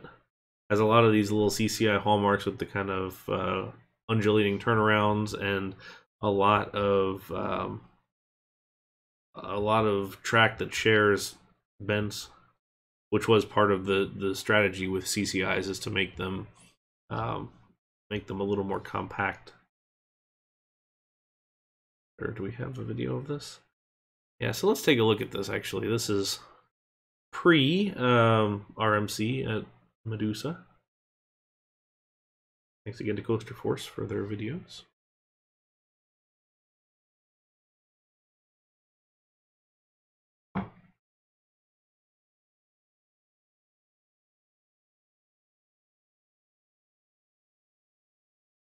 She's not doing so bad on time. I do love a good CCI. I've been working to try and go ride all of them, or at least all the ones that are left. So I still have a fair few to do, but Yeah, I mean, pretty much all wooden coasters use a standard multi-layer built-up track. The exact construction of it and the method of the way that it's built, that varies from manufacturer to manufacturer, but it's all pretty nearly the same thing. Alright, so we get this great swoopy divey corner here into the structure, which is another thing CCI did well. We have this undulating bit here, which is pretty cool. Just a little bit of a hold, and then the drop, sort of very old school wooden coaster feel to it. CCI also is very much into underbanking their corners, because after a certain amount of banking, it requires another piece of wood and another kind of redesign of the bent. So in order to keep the cost down, that was something they let go of in favor of higher lateral Gs and more wear and tear on the trains.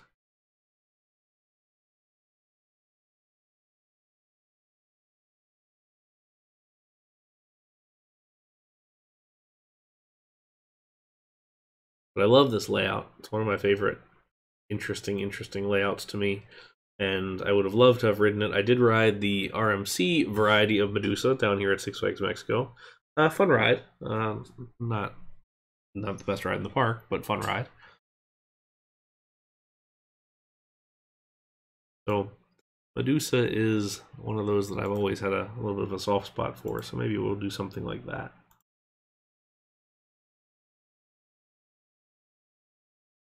If you ever get a chance to go down to Mexico, definitely get to Mexico City for the ride there, because it's a nice little park. Better than I expected. Actually, way better than I expected. Putting this by the entrance so that we can actually put people on this, since we are using the social distancing trains.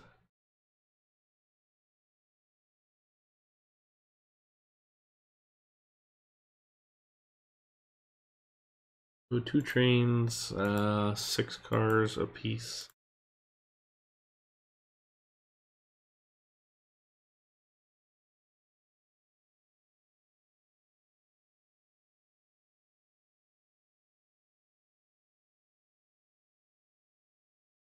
I always wondered why this was one of the standard color schemes for the wooden coaster trains. It was always such a strange.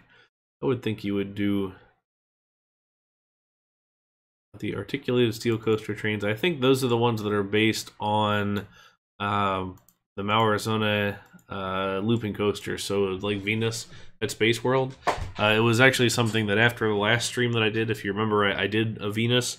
I brought it up to SpaceK saying that, no, wouldn't it be neat if we had these trains, just because we really don't have any single bench articulated trains in the game right now besides the standard GCI Millennium Flyer trains. And he said, oh yeah, no, that is interesting, and I didn't hear anything more, and then those trains came out, so I got my own birthday or Christmas present out of that one, so it was an unexpected nice surprise to see that as part of the ride.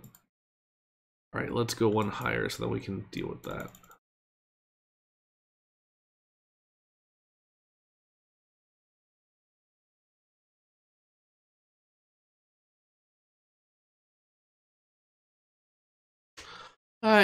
It's not all the wooden coasters have it. GCI coasters did it because they always thought the track should be doing something interesting, so that's why the track does something interesting. But it's not necessarily always the case on some of these.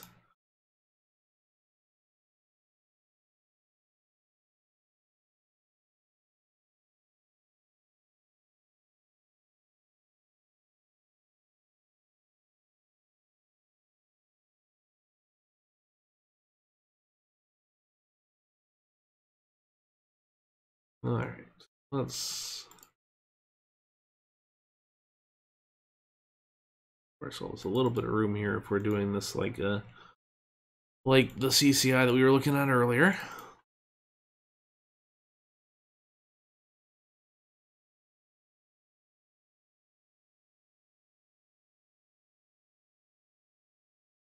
$75 already.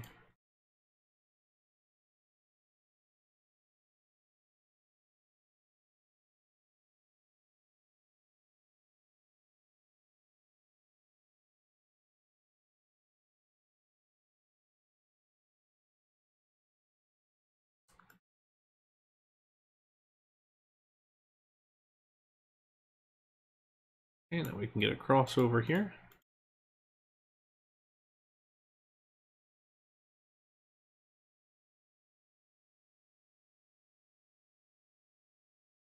No, Xtreme is based off of the the Xtreme that malware uses on Dragon. What is it? Dragon something at Roman U World, and the X car is the specifically the X car. They are two different iterations of pretty much the same thing.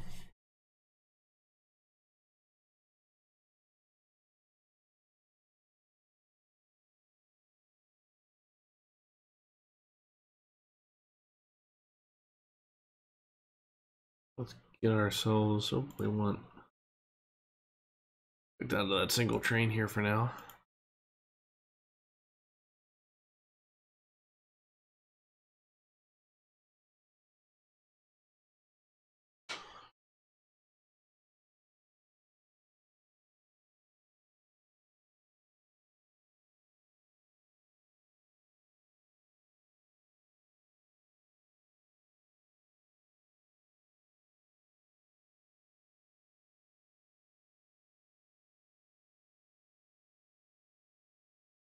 Alright, so let's see how this works. Oh no, that's not gonna do it. Womp womp.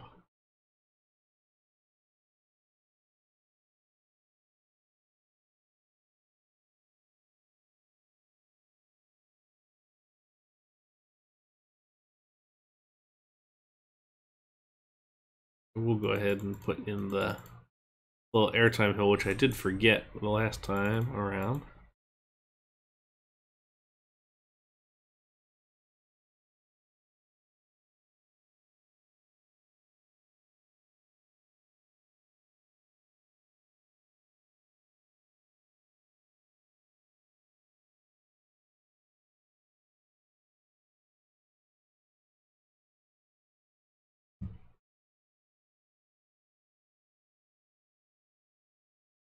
Okay.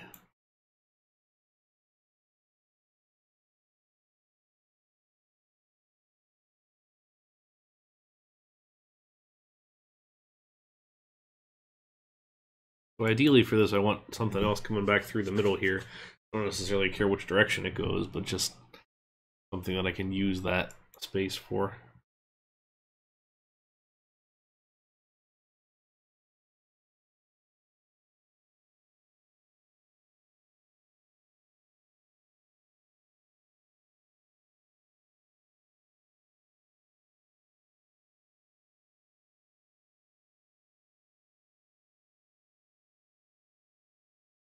We'll do the sort of standard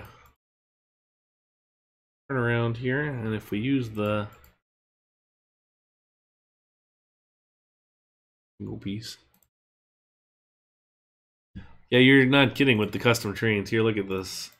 Because this map is what I've had pretty much all the custom trains that are out there that are decent in here.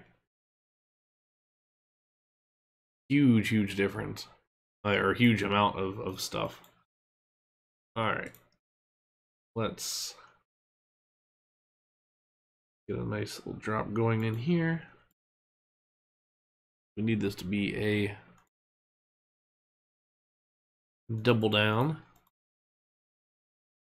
Thank you very much. I appreciate that. It's I like building these kind of rides because they're very while you can do awkwardly shaped things with them, they're very, I don't know, flowy, I suppose.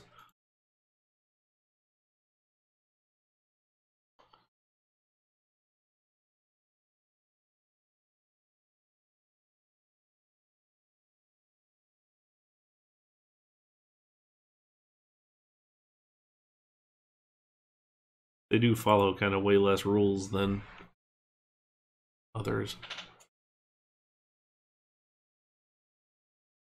So they're interesting enough, I find.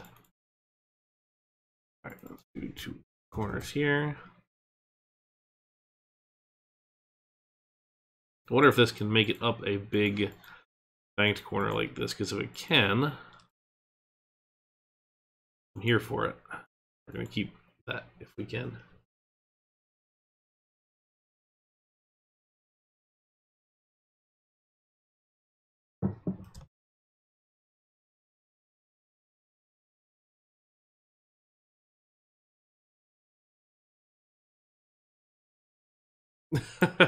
How many are we up to? Your son can be the official counter of that.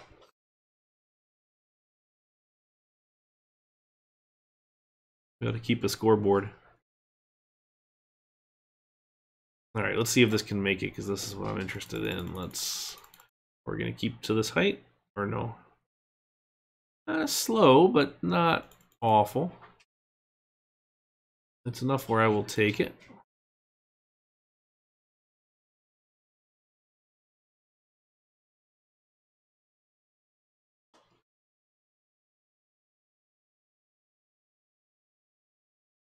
There are a fourth pass through the middle here. I didn't actually intend to do this, but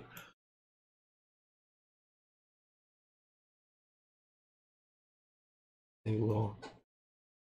Oh. It appears our cat has gotten out. Here, I'll be right back. All right, we're back. Sorry, cat got out of the house, and cat's not supposed to get out of the house.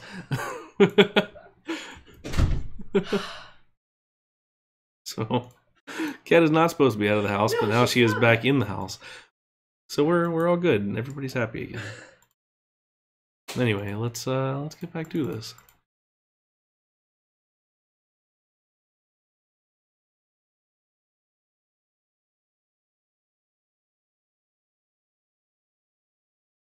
All right.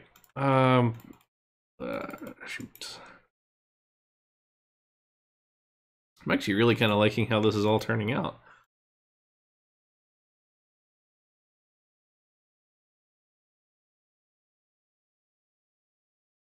Oh, special edition cat stream soon. At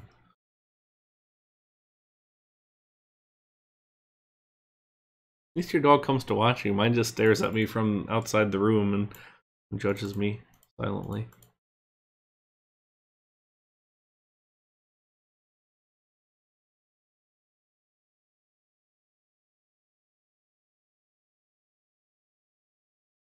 Actually still has pretty good pacing there at the end too.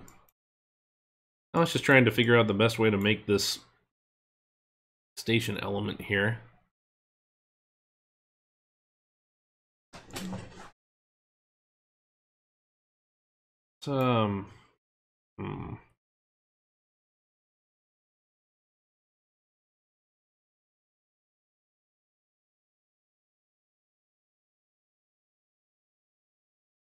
Curiosity. Where does it land if we do... If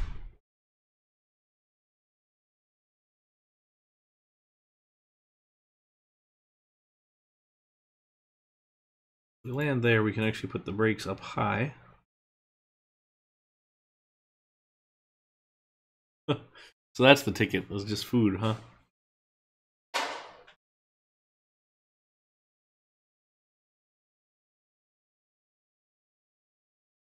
See if we have the speed for this. Actually, yeah, that's good. What I want to do is put this here.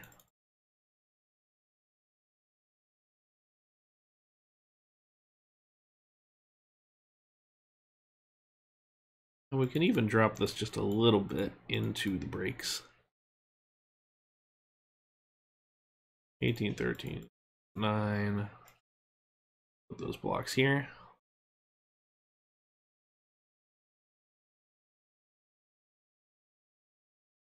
And then we'll drop it fully into the actual brakes.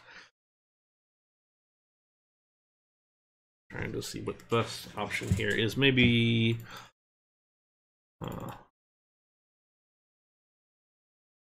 do it like that. The block brake 1, 2, 3, 4, 5.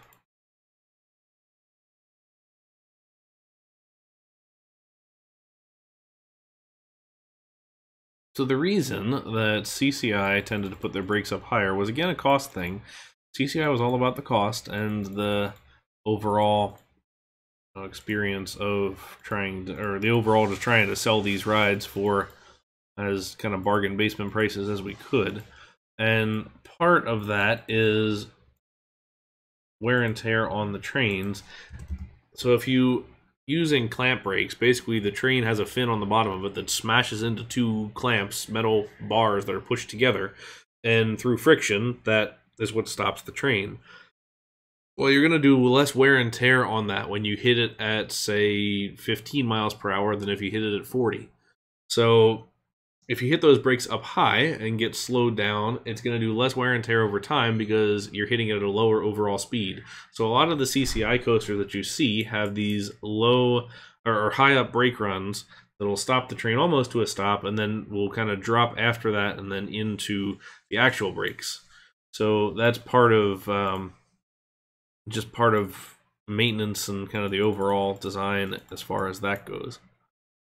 All right, so let's give ourselves a queue line here so we can see our social distancing ride, and when we do that, we will take our requisite midway break.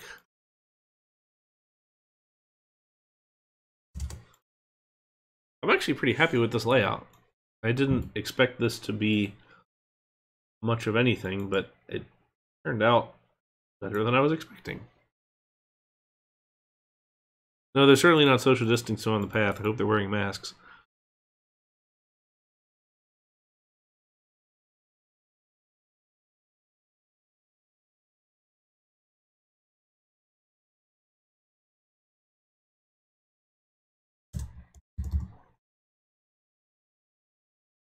Let's wait for a full load. A mask custom palette. Yeah, we kind of started out with Medusa, and we got a mixture of a lot of different things, but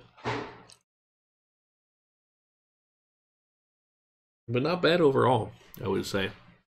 Thanks, AJ. I appreciate it. Thanks, Red Play. Alright, so now we have some built-up people, so let's take a look. Alright, train colors. For whatever reason, I always like to make my wooden coaster trains 2 different colors. So we'll go red and blue.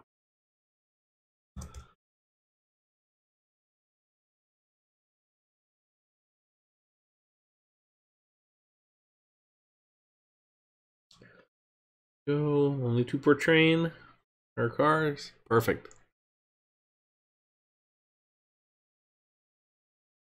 Nice. I'm looking forward to seeing that, AJ. I actually really like dueling coasters, so that's going to be a fun contest to see what people come up with. I'm sure there'll be some interesting surprises.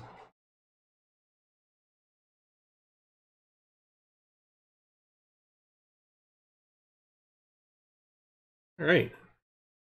Then we can take off, wait for a full load. Well, this will at least give the guests something to do now until we finish other things. So we'll call this one number 5. There we have it. There's 5 coasters. So let's take a little recap here before we take a pause. But we've got our Mack Xtreme spinning coaster over here, which I still think turned out pretty well. I didn't necessarily expect it to be the monster-sized ride that it is, just based on all the other ones here, but not too bad. We went from there to a couple of smaller things. We have our Gerstlauer spinning coaster here. Storm Chaser, a hybrid? No, it's got the iBox, so I would not call that one a hybrid. I mean, unless you want to get with it where it's, you know, steel track and wood structure. And I go by track. I don't necessarily care what the structure is. Gemini's a steel coaster, for example. So hybrid is always one of those little oddball definitions. And lightning rod, let's say, is what a lot of people call a hybrid coaster. I mean, it's a hard one for me because it's technically a wooden coaster. And I don't disagree with that. I just don't really like the designation because it's not a true wooden coaster. Because the whole whole piece that the wheels run on, the top, the sides, and the upstops, is all one giant piece of metal that clamps onto a couple of layered wood pieces. So it's got the wood, but it doesn't necessarily have the same aspects of a traditional wooden coaster. So that's what I'm less of a fan of there. Let's get this testing again. Anyway, we did our Intamin one here. Part of lightning rod's being retracked, so it's going to drive the enthusiast nuts who like to argue about this kind of thing, which thankfully doesn't bother me too much. But they're retracking a portion of it with the iBox track. So some of it will be the iBox steel track, some of it will be the standard RMC wood hybrid track. So it'll be sort of a mix. But look, as long as the thing is reliable again, I'm a huge fan because that is my #1 coaster still. So whatever we can do. We have our Zierer kids coaster, family coaster, and then our CCI socially distant. Look at all these people following the rules. And have this. Next up, after this, we are going to look at the Raptor drifting coaster. We'll look at the RMC single rail, the small size and large size, and then we'll wrap it up with an Intamin Blitz coaster. But seeing as we are at the 2-hour point in our stream, it is time for a break. So as we always do, let's go ahead and take a break. So go stretch your legs, walk around for a little bit, and get a snack or a drink or something. I will be back in about 3 minutes. We'll run some ads in the meantime to help out the channel, and I will see you back here in just a little bit to tackle these remaining 4 coasters. Alrighty, I'll see you guys shortly.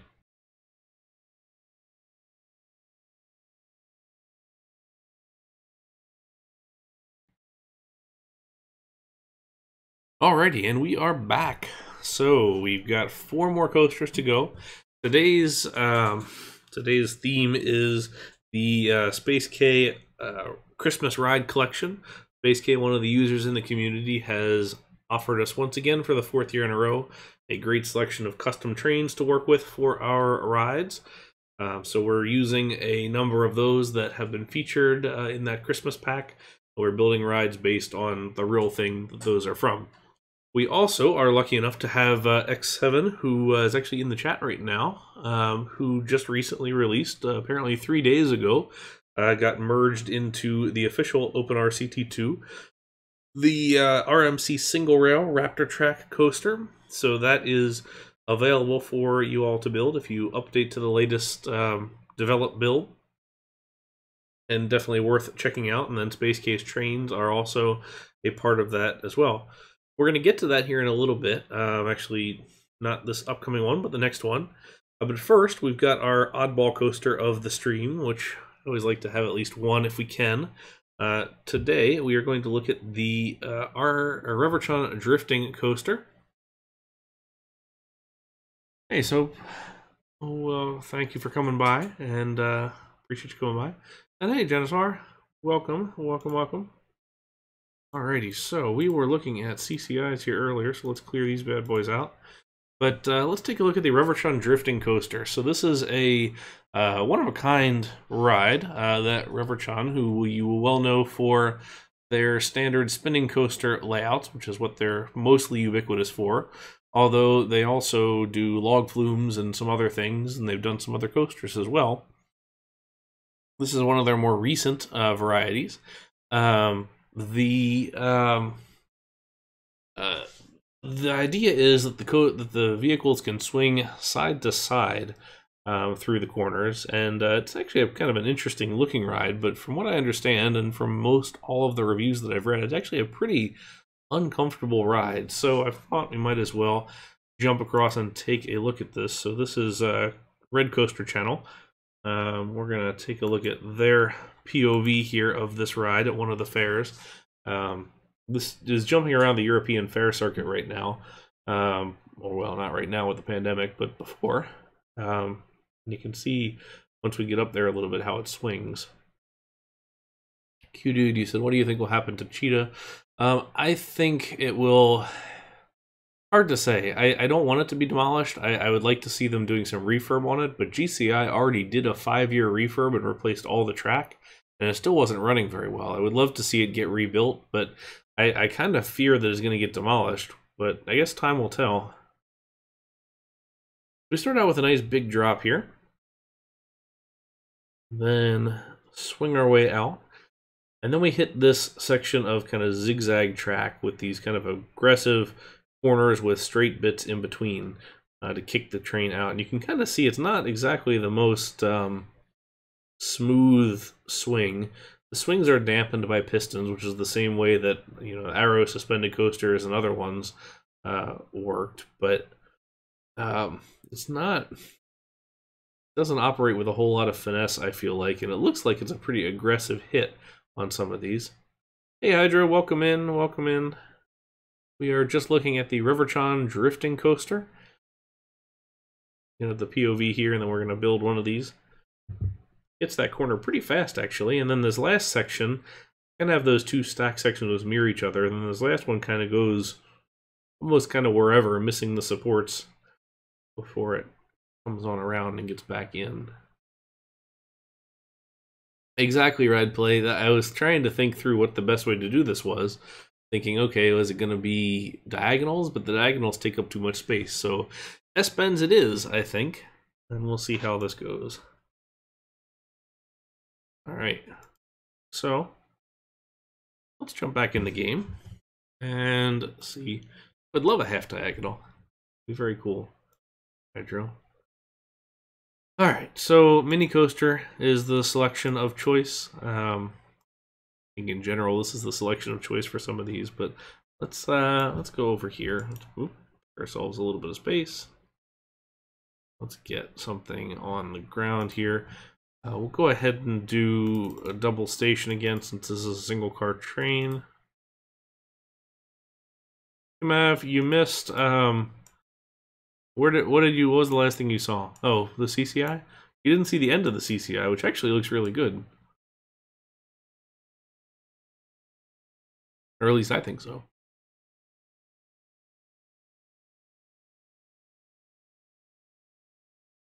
Yeah, I was pretty happy with how it turned out. So now we're doing the Riverchon drifting coaster. How much space do I need? Let's get here and we can adjust this if we need.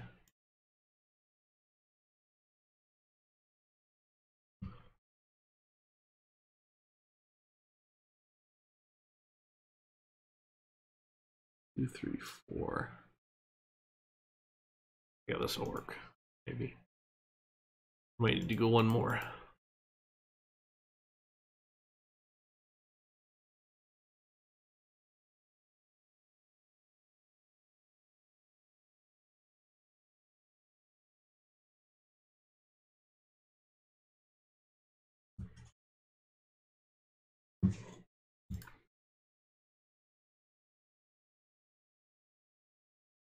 That's not gonna work.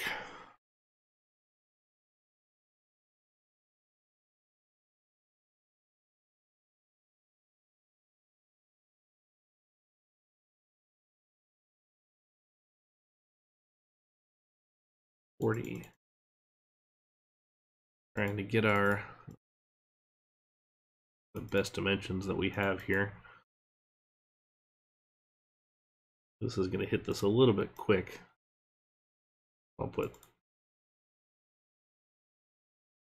I guess it won't be block brakes, it'll just be regular brakes.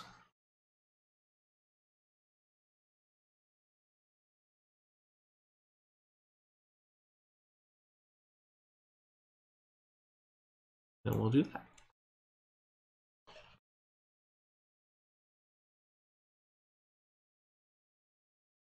So then, like the real thing,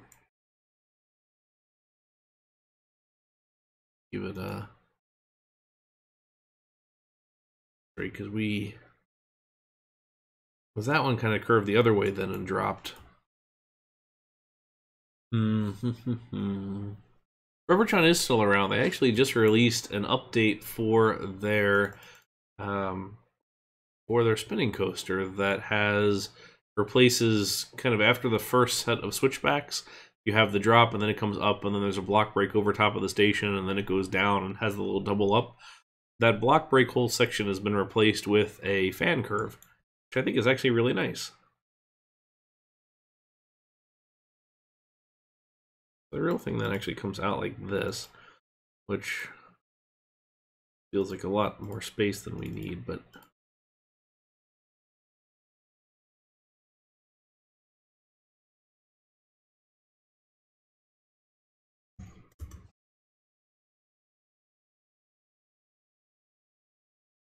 maybe we can figure out a way to skinny that up here at some point.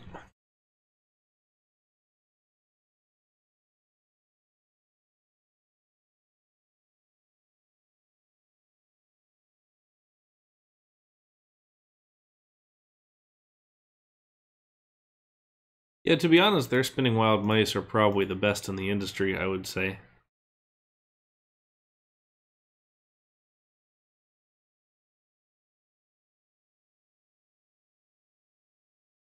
Right, let's get back up to 30 feet, I guess.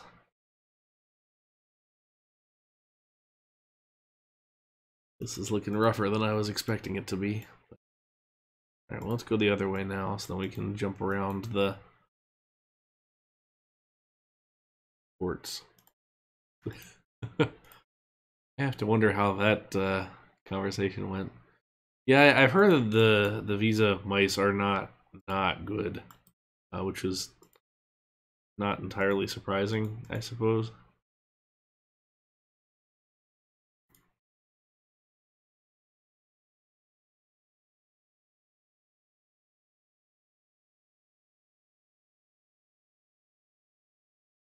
Mount Olympus had one until it threw a guy out of it and killed them, and that didn't. Actually, I don't think he died. I think he just got very injured.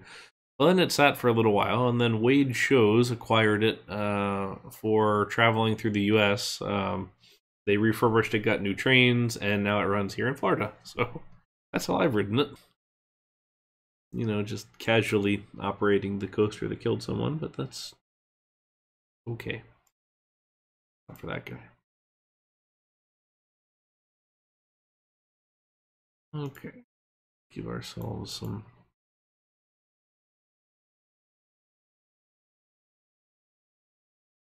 Why did the water coaster? I think it was just really poorly received. I don't think anybody liked it, and I think it was low capacity and high maintenance. I guess a rare credit of getting thrown out of a coaster is something that not a lot of people can claim. Not sure a lot of people want to claim that.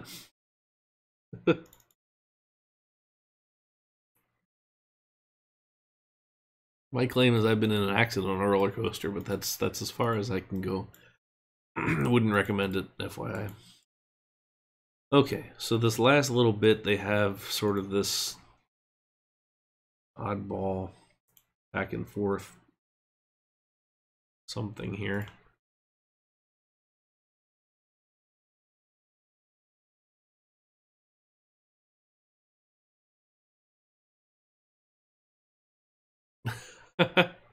Yeah, no, it's thank you. I work as a project manager, and I work on roller coasters among lots and lots of other things, and currently wrapping up a roller coaster down here at SeaWorld Orlando, and that's kind of my baby because I had some design elements on it, so it's exciting. Definitely is a fun job for sure, and this is a nice outlet to be able to explore that that sort of thing, since I've been doing this kind of a game for years and years and years and years. It's just nice to see that the community still even exists. Like, that's something that's amazing to me, is that it's just still here.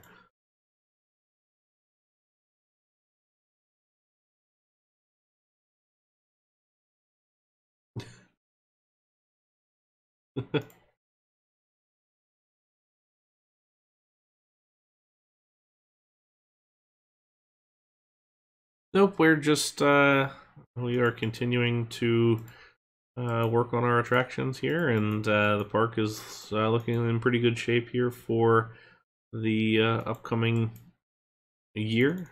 We are started into our next event, and now we're back at it with the new events lineup and everything else. So there's a lot to look forward to.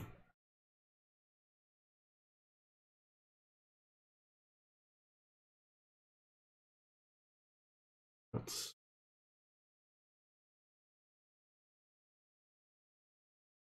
Nope, nothing has been announced yet on those.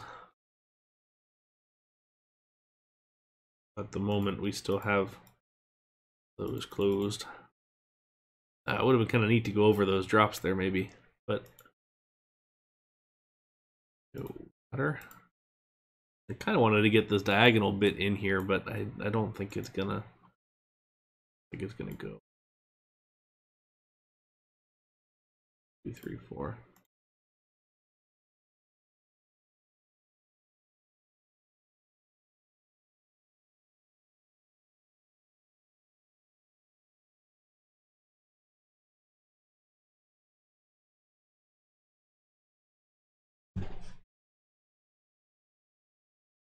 Bit of a drop here at the end. Maybe we'll just go flat. Actually, that would make more sense.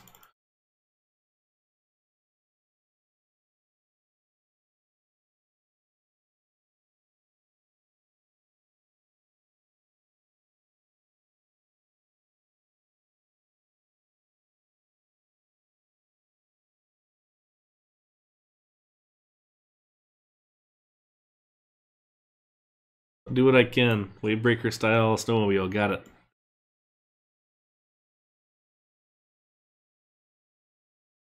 Alright, let's do something like that. It's not terribly accurate to the real thing, but I also feel like this might be close to what you can do in the game. But alright, what do we call these? I'm guessing our Reverchon drifting coaster.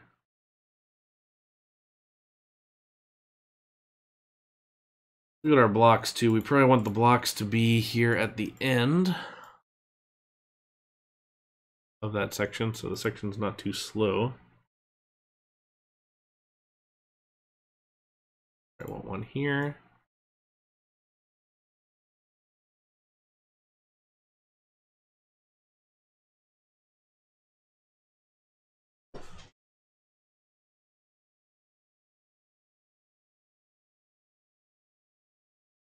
Yeah, small world is not ideal. Okay, and then I don't have any on that whole lower section, but we'll see how that goes. All right. Block breaks directly behind. Okay.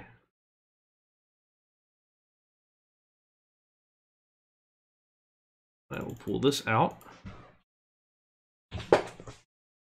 Oh, I do love living with the land. That is a classic good ride.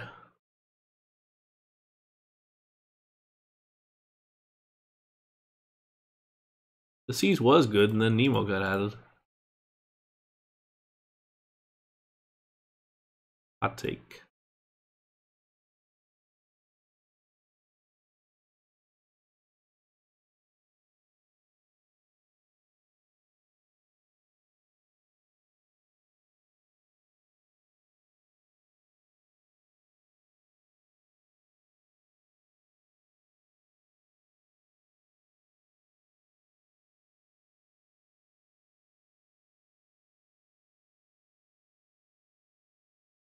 Oh man, yeah, Superstar Limo is the quintessential awful Disney dark ride. You have to wonder how that one ended up getting green lit.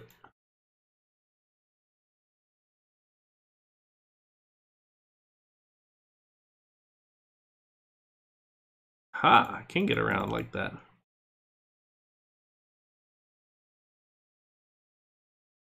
Not necessarily doing the same thing that the real one does, but that covers us.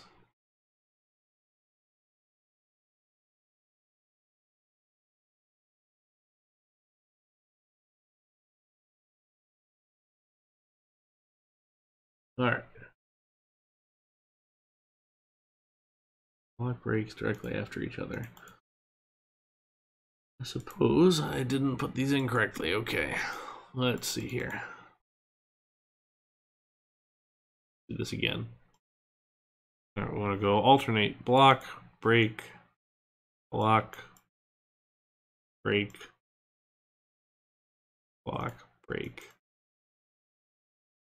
Block. Break.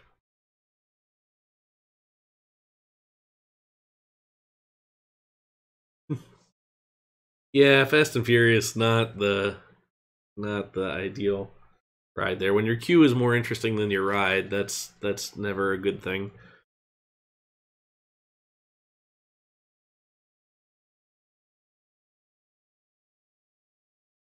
Never a good thing. Okay, this is a slower lift than I expected.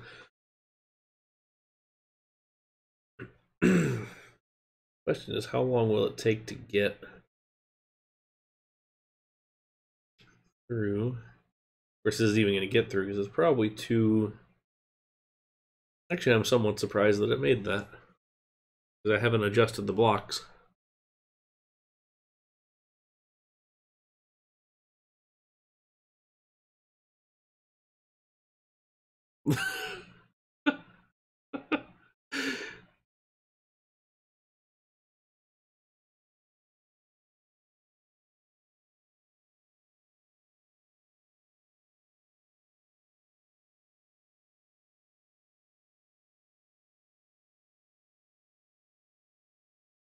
So the blocking is accurate, I guess. It's just not quite as put together as I would have liked, I suppose. Or at least I would have liked to have more trains on here.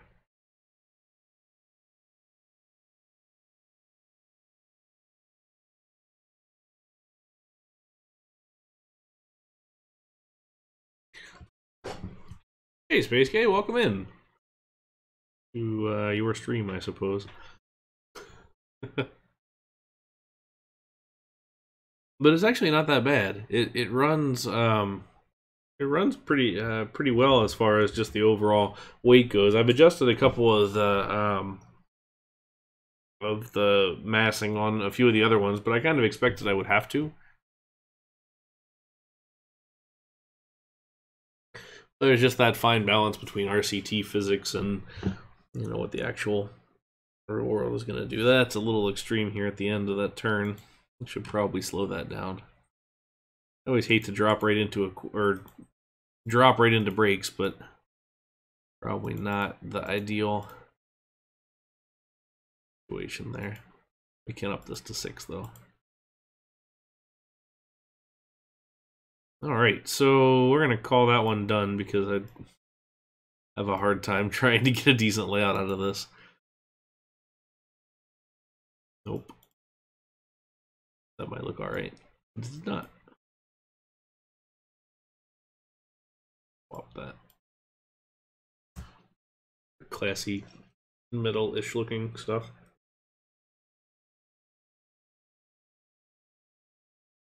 Alright, so not too bad. Call that one numero 6. Alright. Oh. Super zoom. Okay. So now the ride of the hour, or the last couple of days, at least by everybody's build, the single rail roller coaster. So this is a recent addition to the game. 3 days ago, it got ported into the official OpenRCT setup. And X7, who was in the chat earlier, has built this. People are Reverton drifting coasters. One of the ideas for Haystack, and it would have appeared as a permanent traveling coaster. Oh, that would have been interesting. I just don't think there was enough space in the village. Which one did you want to name that? 6? Swingy McSwingface? I don't have the thing turned on, so I'll just name it for you.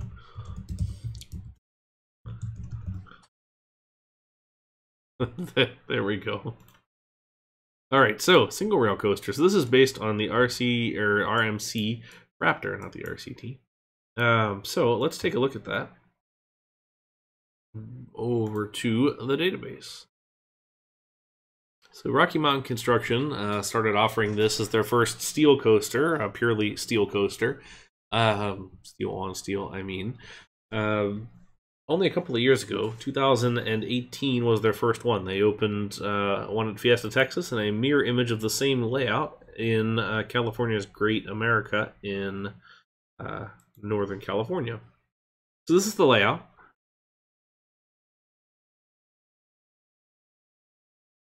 Mavericks, you're right. It's the, you're right by technicality, which is the best kind of right. So,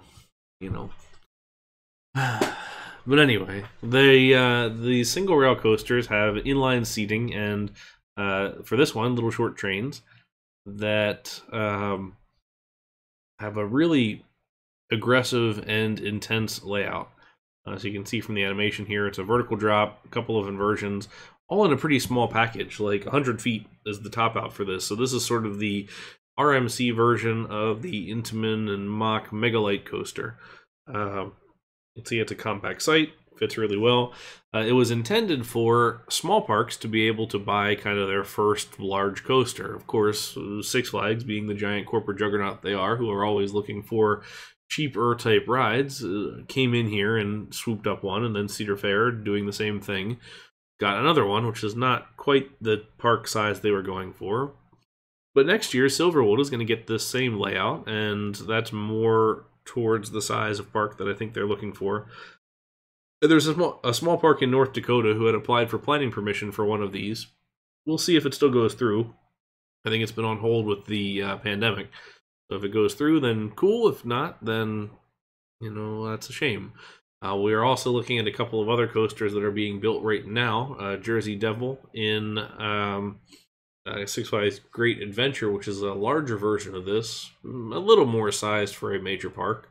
And Magic Mountain also has one that we know is in production, but should probably be for 2022 at this stage, kind of based on where everything is now. So just to get a sense of what is going on here, I did go ahead and pull a POV for this. So this is Coaster Crutchfield on YouTube. Let's take a look at this. Blink and it'll be over. It's a very fast ride. We got our quick vertical drop here, right into our dive loop.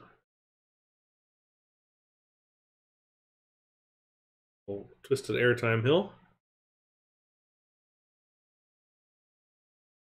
Drop off into a cutback, corkscrew.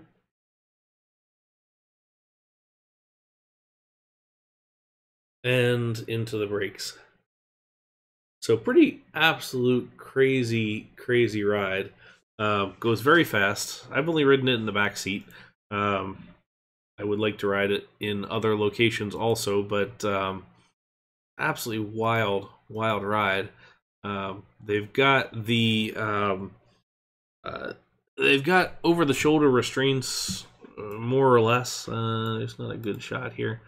It's kind of like an over-the-shoulder lap bar thing that also has over-the-shoulder straps, so it doesn't quite work for taller people. So sorry, Mav, I know you are not a fan of this ride, but that's the problem.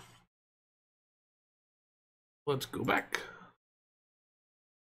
and take a look. So full disclosure, this is the first time that I built one of these in the game. I actually haven't played with this at all yet, so bear with me here.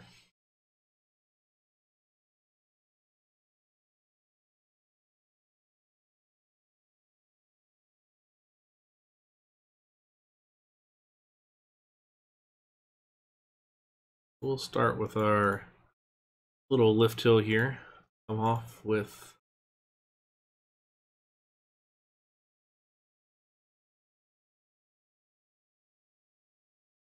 let's keep it a little more compact.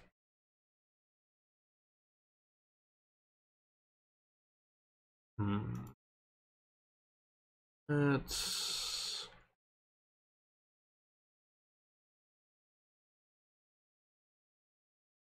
go one more.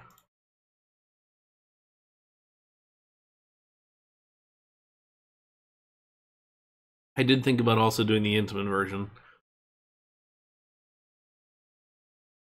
which Intamin, just after RMC put out theirs, Intamin released a suspiciously similar looking ride that is actually already bought, surprisingly. I did not expect that, but it's going in to Australia at Luna Park. which is very cool. So I'm excited to see that. How much higher do I need for one of these guys? 2. Take that.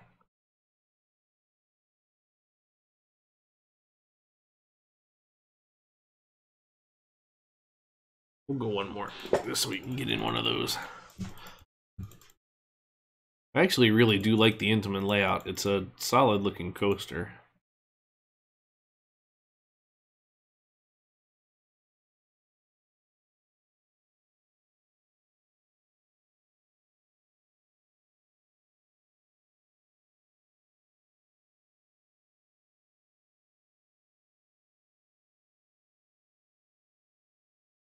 Okay, let's see here. We're at 85.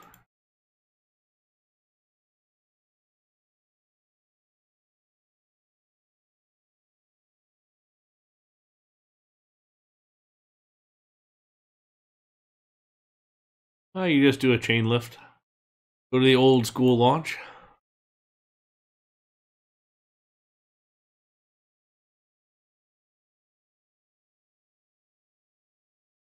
Okay, so let's see where we go from here.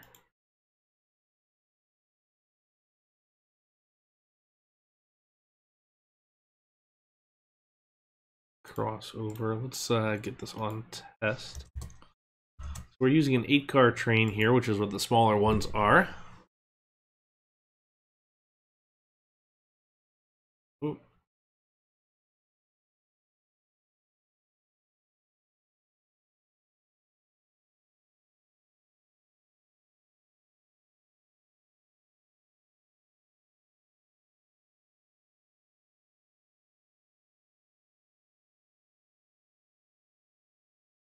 A little bit slow through that, but cruising through the rest of this. The airtime is as crazy as it looks. I did not find the ride to be super disorienting, although it was neat. It was just interesting to see something kind of running at this level.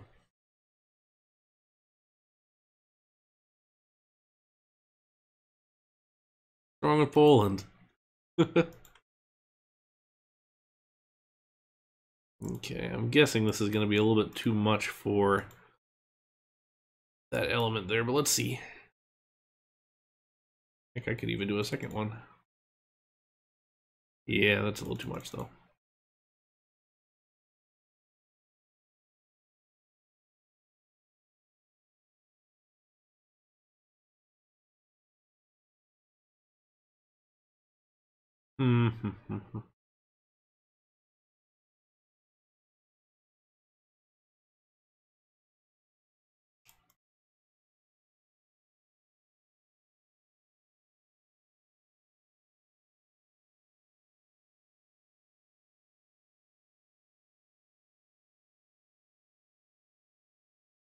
Would have been cool to be able to clear.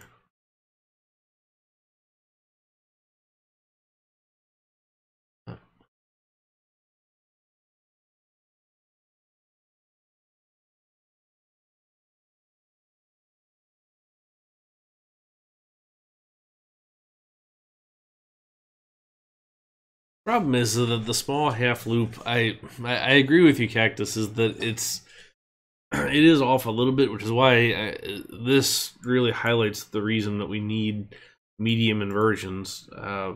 Because I agree with you that it's off, but I don't think it's off enough that the small one is going to make sense.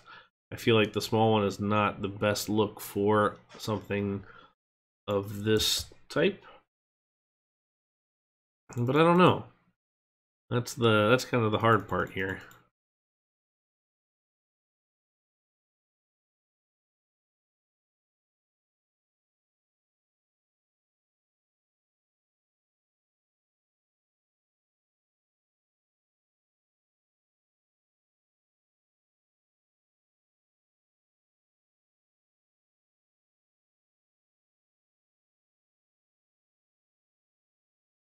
Let's do. Yeah, large and medium corkscrews are going to be key at some point here, I think.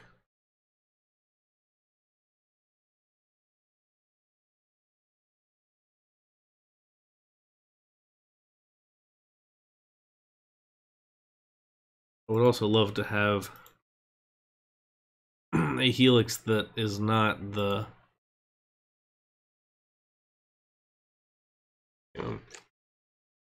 like the quarter helix pieces would be nice on something like this. Give you more options. But that's a small corkscrew is just a 2x2 corkscrew. Well, let's see. How do we want to do this?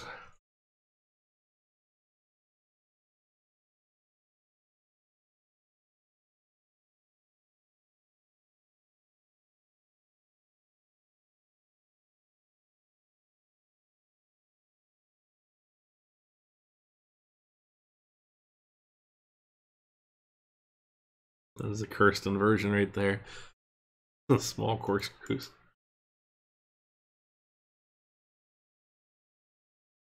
Can't get over that, can't get under that.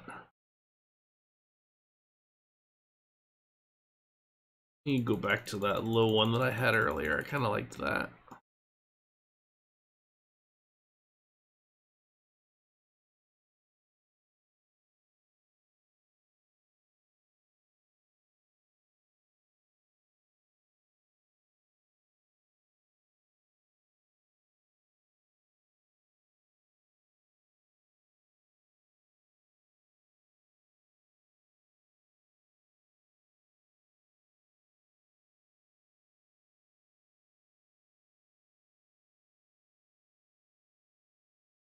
Yeah, I was gonna say, is there a reason why they're only, are they exclusive to the inverts because it's the 3 height clearance? Like, is that the issue for it? Because I would love to be able to have both the regular, you know, half helix and the quarter helix option.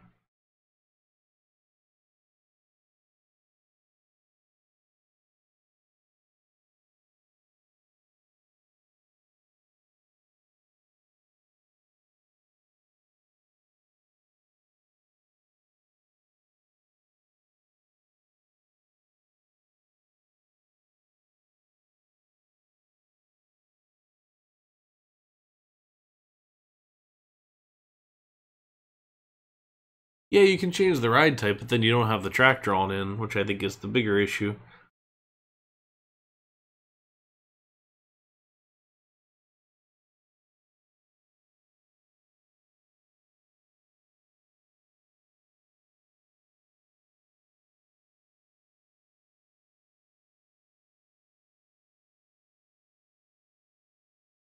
See what that does as far as speed goes through that corkscrew.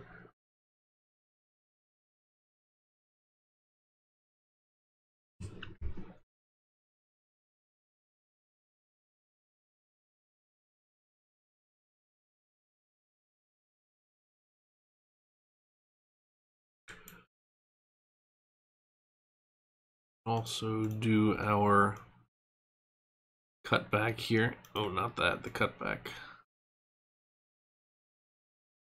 That one. Oh god, the Chance Toboggan. Ugh.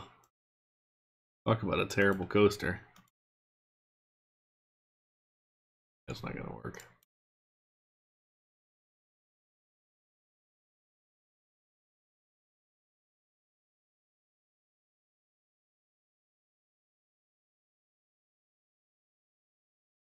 I think this is probably gonna be our best bet here.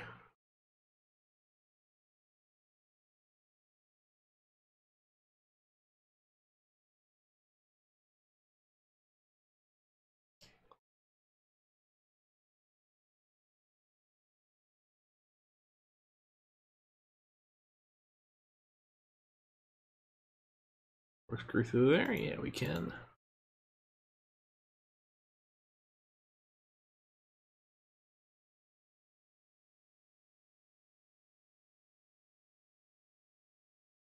Now this one I can do as a cutback.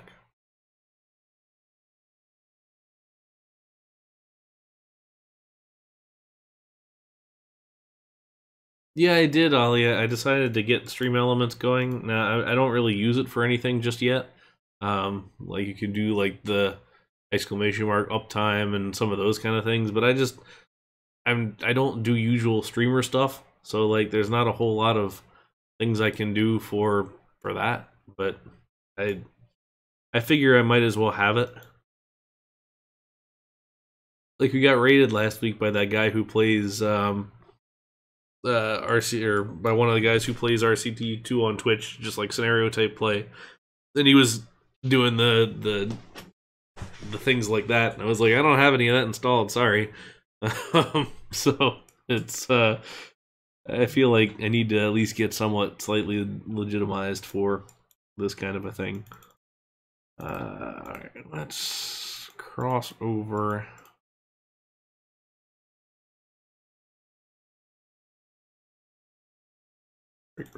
Break.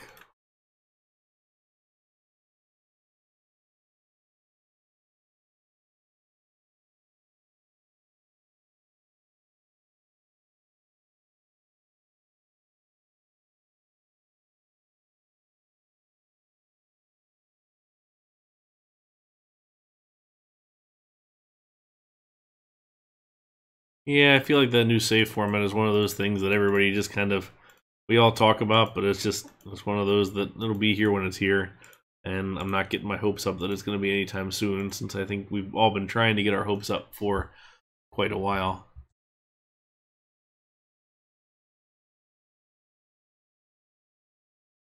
Alright, so let's...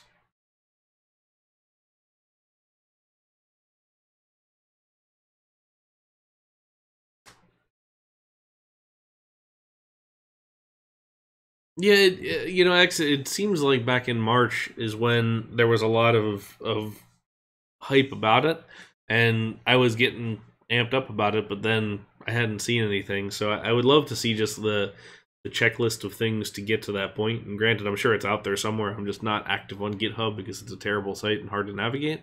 But I'm hoping that we're not too close from, we're not too far from things.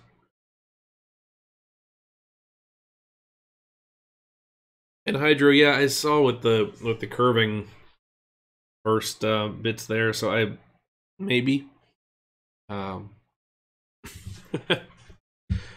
might not be a bad idea. What is it? Velocity Coaster Raptor edition. It does look so smooth. I mean, I know it's using the same stuff as everything, but like it looks, it just looks nice since it's very clean lines of everything. We'll go for our Wonder Woman colors.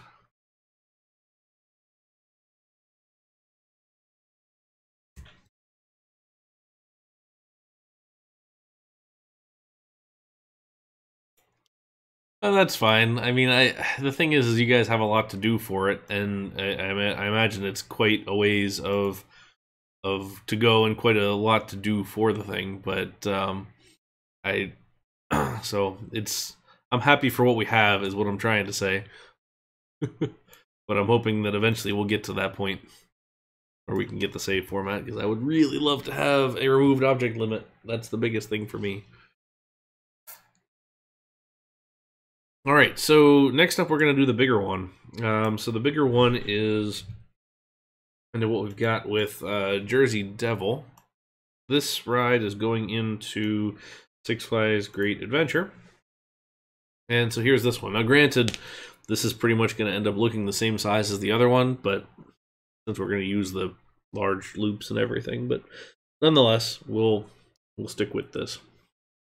We're going to put a mid-course brake run in there and everything, just like the real one's got. But this one's got a straight lift hill and drop rather than the curve at the top. It's got the dive loop in there, and it's kind of like an out and back. It's got a couple of zero G rolls, some airtime hills, a couple of turnarounds. Magic Mountains is supposed to be similar to this one. I'm not sure if it's fully the same. I think it had a little bit of an L shape to it, but it's pretty darn close, as from what I understand. Let's see if... Okay, cool. So we did get an on-ride video of this, so let's check it out. Thanks to Coaster Force once again, as always. So let's check it out. This one just recently resumed construction, so we can expect this sometime this year, probably May when the park opens.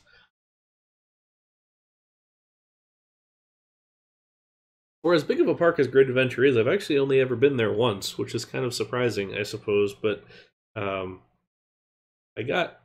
timed it well that I'd gotten most of the things, but, you know. There we go. Into our dive loop element here. I like that little jog there. Airtime hill. 0 G-roll stall. Is one of those things that we still can't quite do. Whoa, that's a little bit of a shame. Let's back that up and see what we missed.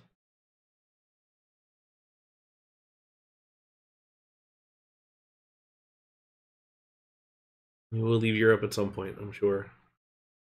Okay. So another 0 G roll there. Well, 0 G, not a stall. Then we have our little mid-course brake run here, because this is going to run a number of trains. The RMC Raptors are set up that they can do continuous moving stations if they want to. Have all these sort of banked off-camber hills, couple airtime hills into the end, and then into the brakes. It's going to have 4 trains on it, which is a lot for short amount of trains, or a short amount of ride. It's 3,000 feet worth of ride, but 4 trains, 12 cars apiece. That's a pretty big number. So let's go back to the game. Well, Australia is a good choice. I've never been to Australia. Would love to go there. All right, well, let's kind of kept all of our stuff compact here, so why not? We will keep it right here.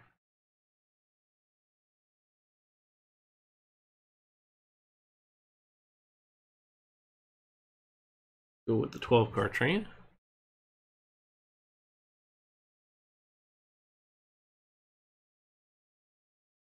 Space. Yep.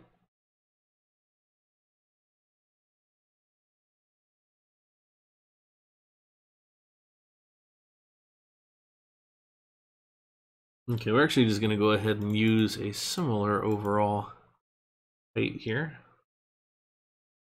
But I'm going to smooth this out so I can get just slightly taller.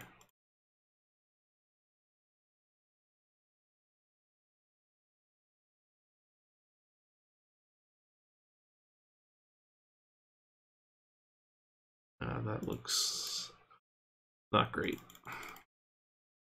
So we'll just keep it like this.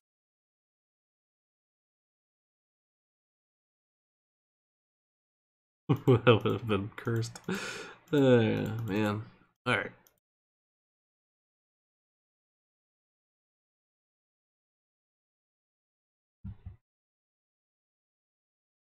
Do our barrel roll. Large half loop. Okay.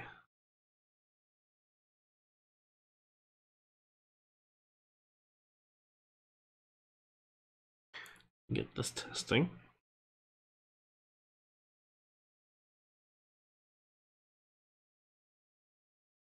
See how this does on the first out and back elements. I'm looking for some pretty good airtime on that first airtime hill.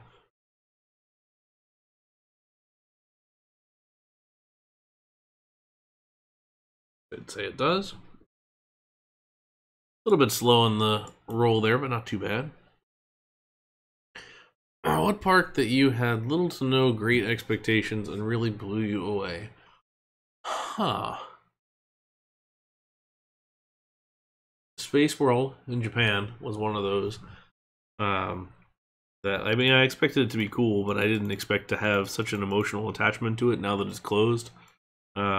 Like, it was just such a, I don't know. I get very poetic about that park, I think. Let's see, another park, you know, Knoebels. I was actually really taken, like, Valley Fair was a really pretty park. It was a nice park. I had a good time. Knoebels is, but you always hear how good Knoebels is. It's just until you get there, you really don't quite know why it's so good, but it just is.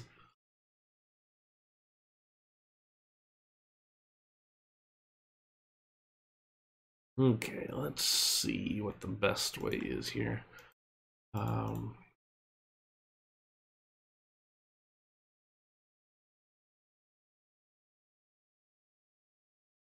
trying to think of ones that have not met expectations. Huh.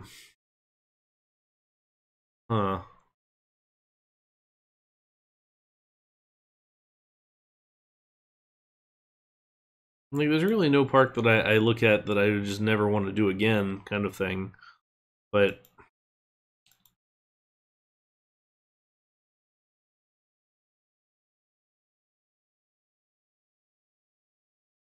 all right, let's give me this real quick.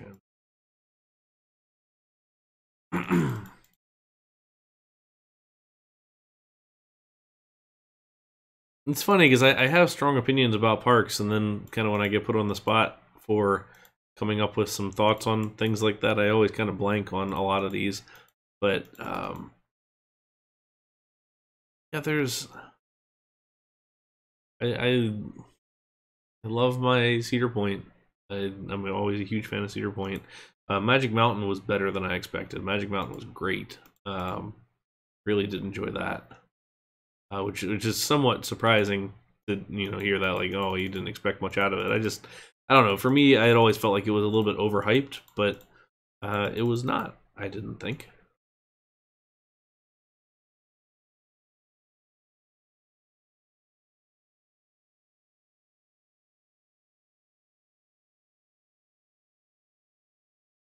And that's a shame that Colossus was down. I know it was down for so long.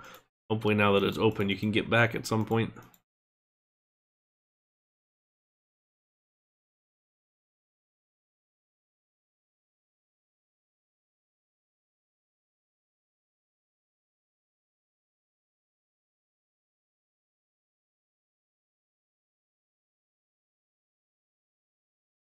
All right, then we'll put other set of brakes here so we can hold all 4 trains.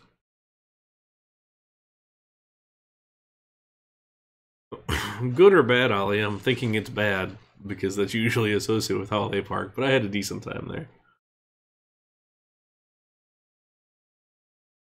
Oh, I have an answer now. No expectations, but was really impressed by Nigloland in France. I really, really, really enjoyed that one. That was a great, great park, and did not expect at all to enjoy it as much as I did. And it was very impressed me to the point that I would very much like to go back. And yeah, Ollie, I get that. It's only good because it's Holiday Park is only good because Expedition G-Force is there. Other than that, I'm not sure it's worth it. Alright, so let's see what 4 Trains does on this, out of curiosity.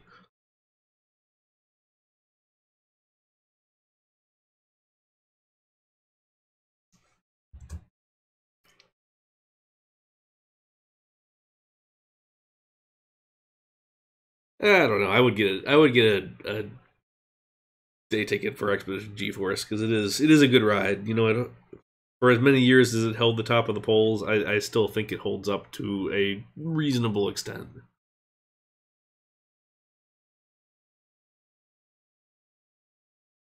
All right, so we're gonna need to slow down our lift hill.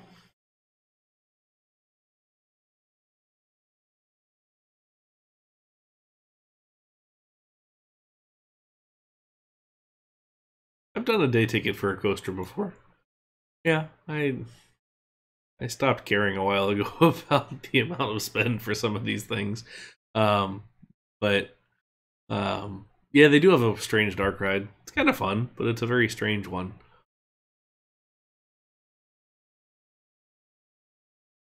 Almost feels like this mid-course brake run should be earlier.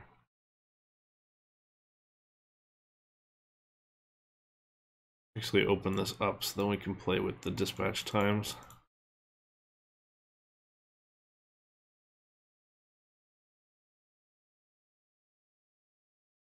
I want to get this right. Well, that's a shame that it's not working as well as it used to.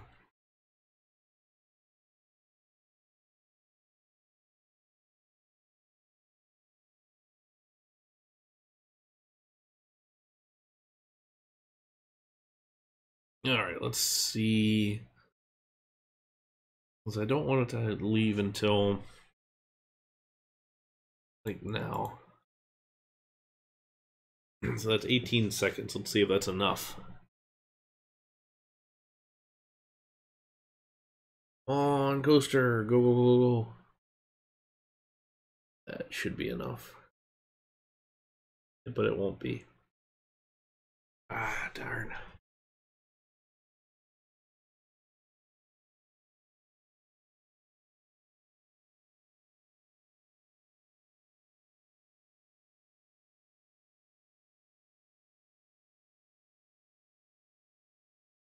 Give it like 22 seconds instead.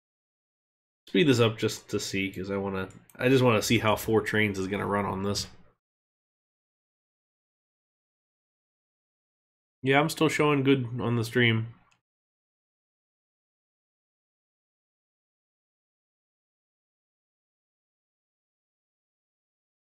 There it is, perfect. I show that I've dropped 643 frames in 3 hours, which is 0.1%. So hopefully things are good. Let me know if you're still having trouble with it. Still saying things are all right here, but all right. So there we have it. That is our big single rail coaster. I think I'd probably go with 3 trains because I don't have a moving station. Oh, this turnaround? And look, we all know Six Flags can't handle this kind of dispatch speed. You're right. It's not the best looking one, but ideally it would have kind of gone up and turned the other way and had like a crossover, but all right. It is what it is. All right, we'll give it our orange coat here and our Jersey Devil colors. Which, if you don't know, if you're not from New Jersey and you didn't look into it, the Jersey Devil is an urban legend creature in the woods. So, which has also now become a mascot for things like their hockey team and other things like that. So that's where the name comes from. It's not just, you know, that they like Satan. All right, so let's jump to the last one here. Ooh, extreme zoom once again. All right, last one is the Intamin Blitz Coaster, which I've already done, I think, probably a couple of times. But let's Jersey Satan. Let's go back to this and take a look at the Intamin Blitz Coaster. So the very first Blitz Coaster was Maverick, so that kind of invented the name. Although, you know, Intamin has a bunch of different names for these things, but Blitz Coaster is sort of the generic generic thing. Highway system is a little bit of a mess. So I don't think Red Force counts as one necessarily, but it's an LSM coaster using similar trains and everything else, so it might as well be. We already built a Taiga. We already built like a Pantheon one. I feel like we might as well build like a Maverick one since we hadn't, and we already built an iSpeed one a little while ago too. So that kind of leaves us with, say, Cheetah Hunt.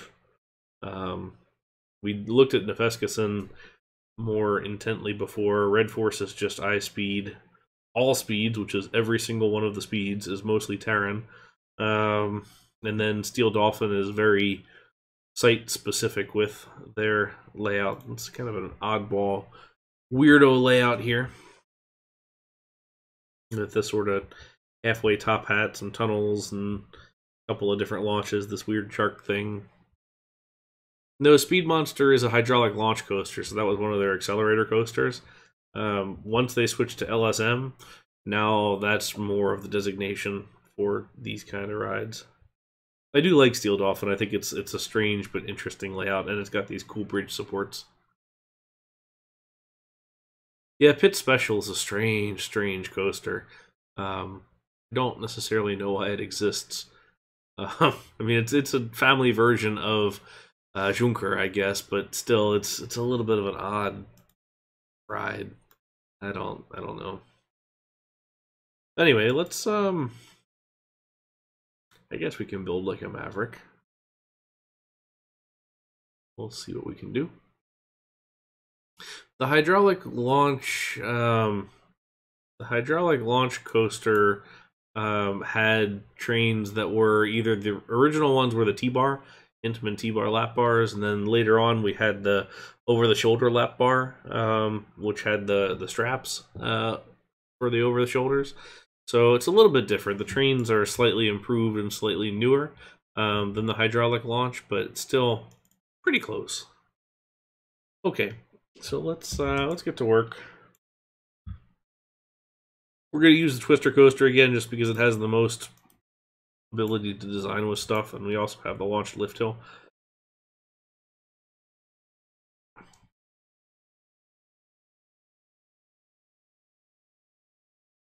Well, yeah, I would say it's a family version of Karnan. Or, no, sorry, not Karnan, I'm looking straight at that. Of Junker, which has all sorts of inversions and things. Pit Special doesn't have any of that, so it's like the Family Thrill. If it was built at a SeaWorld park, it would be called a Family Thrill coaster, would be the designation. Where it's like thrilling, but something that has a lower height requirement and the whole family can enjoy.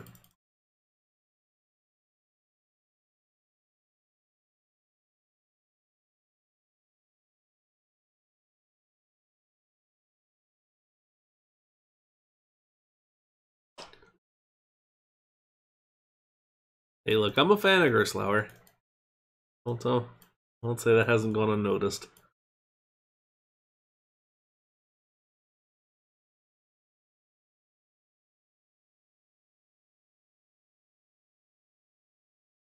Yeah, I would love to see some good Gerstlauers over here. I'm just not sure the prices. I don't know if it's the price or what exactly, but I would love to see a little bit more of their variety.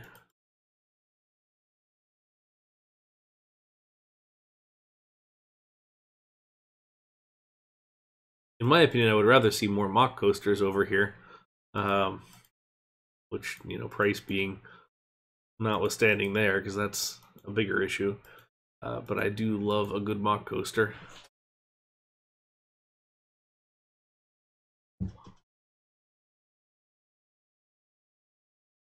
Let's go ahead and get our Intamin Blitz train.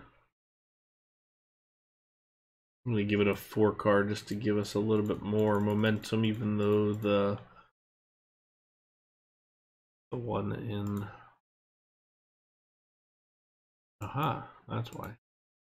Put a block section there. We'll replace that here later.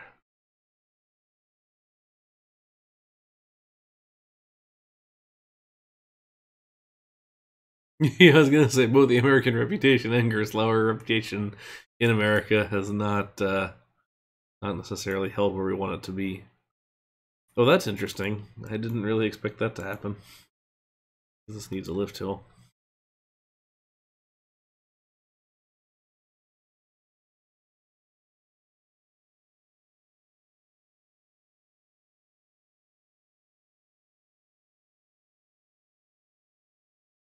There we go. I need one more. One more.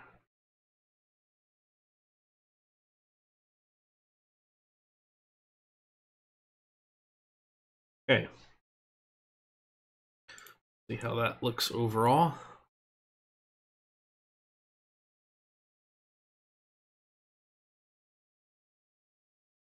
And let's see how fast this airtime hill is, because it's probably gonna be too fast.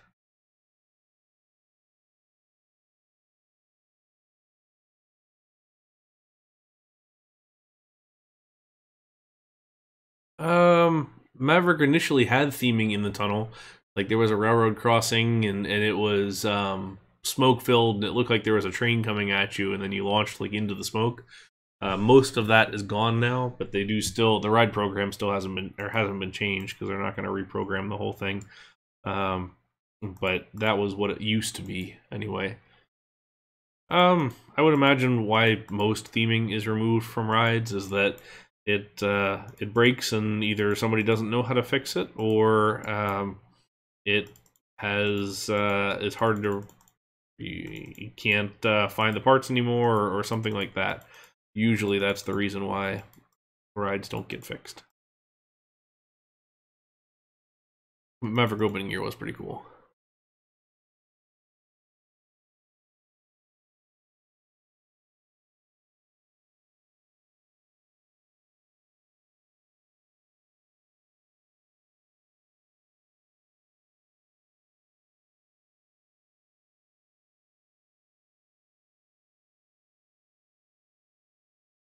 Alright, let's give this a little bit of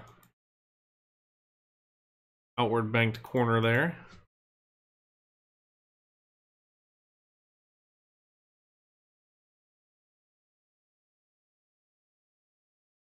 Yeah, honestly, the restraints are what killed Maverick for me early on. I did not like the ride when it first opened. I was not a fan of that at all. Actually, you know, instead of that, we should just roll this.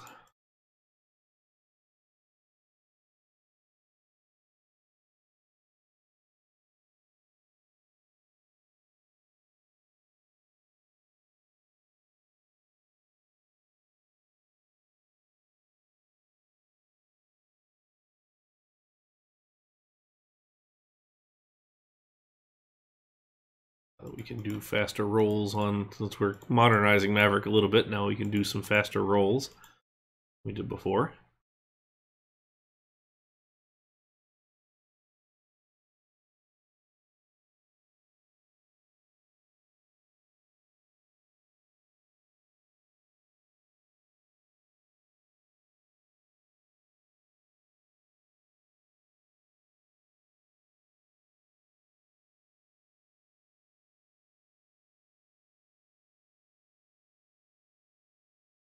I do remember it was one of the earlier coasters that I was definitely into the construction for.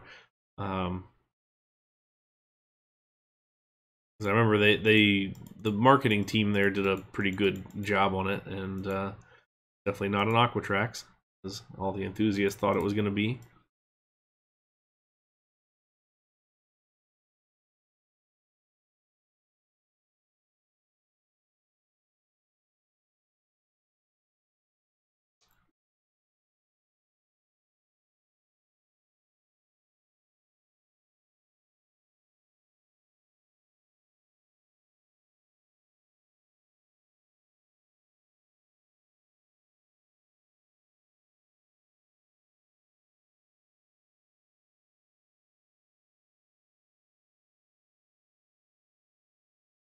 All right, let's get some break.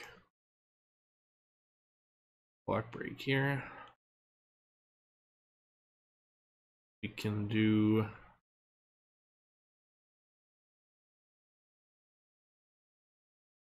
I'm usually not much for going kind of back and forth with the stuff like that, but I kind of like the look here.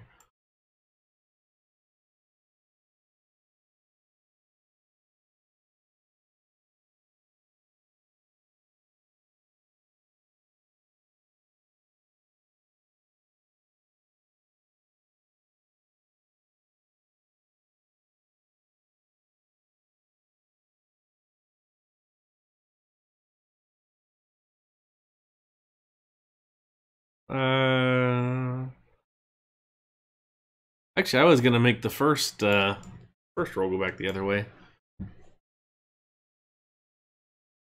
A little bit short.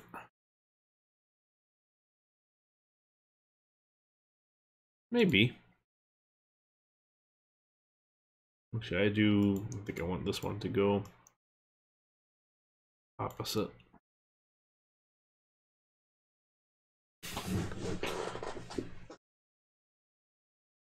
Mostly because I don't like the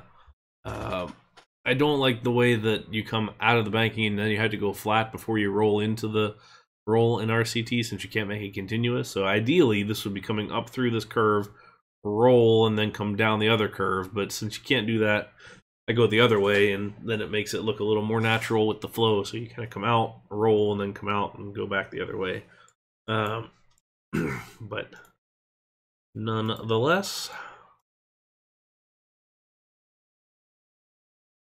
what we will do...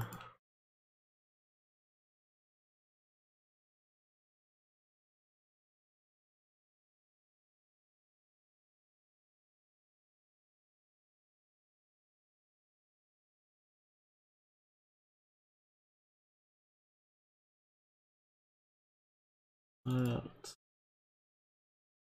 do an airtime hill.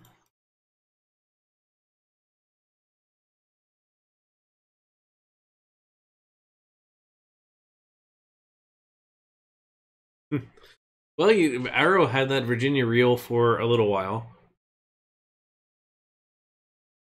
which I thought was cool.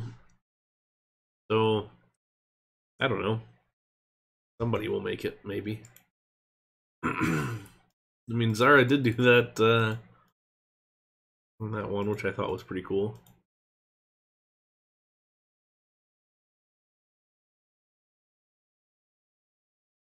And to be fair, I have no idea if this is going to duel or not. I can certainly adjust to see if it will, but I'm not trying to make it duel at the moment. But it would be neat if it did.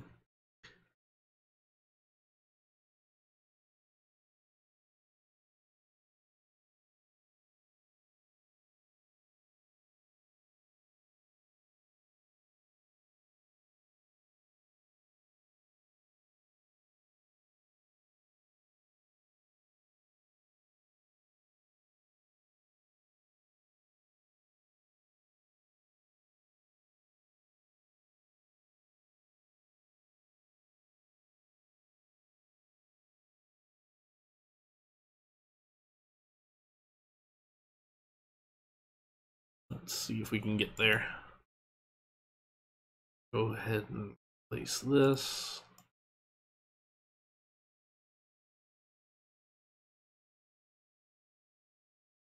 Break. Break. Break, break, break.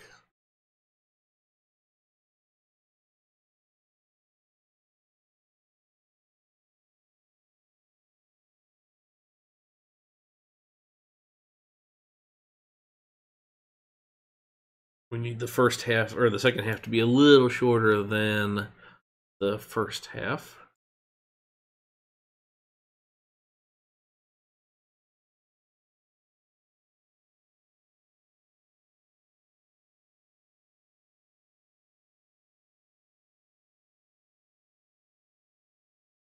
Well, that's a little close right there, maybe. Would be kind of neat to go. I wonder if I can get it to duel. Well, it's gonna hit anyway, and I don't think that looks good. Yeah, shorter by time. I need to be able to clear the block break so we don't have this one sit.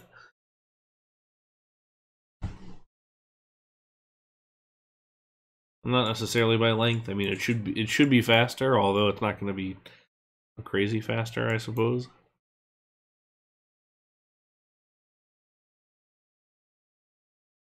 Color is getting to me. Do our proper. Oh, not that. Well, it actually doesn't look bad. Fabric colors.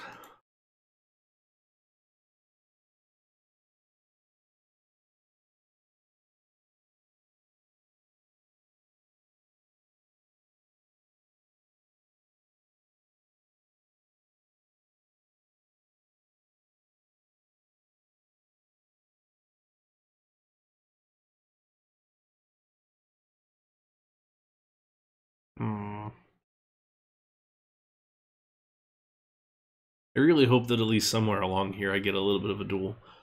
It'd be pretty cool to see.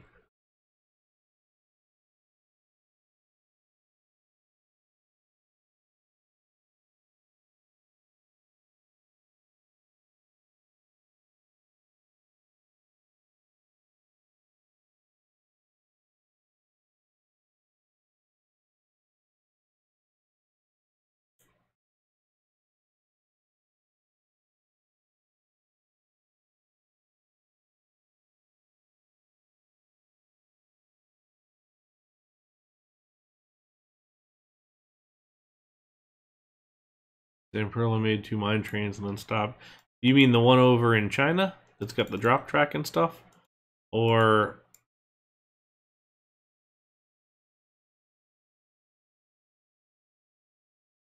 Because I think Zamperla kind of just does what is asked. And they're the affordable solution for a lot of different interesting rides.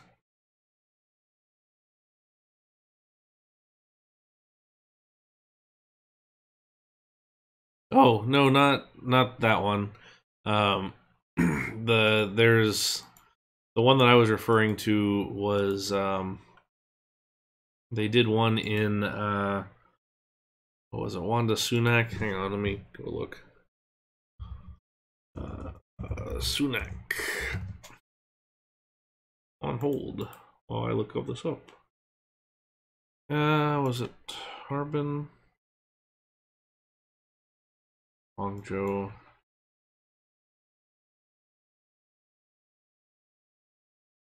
Called Factory Coaster. Aha, Wuxi. Here we be. This one. Which I guess is less mine train and more just indoor coaster, but it's still, I would call it that.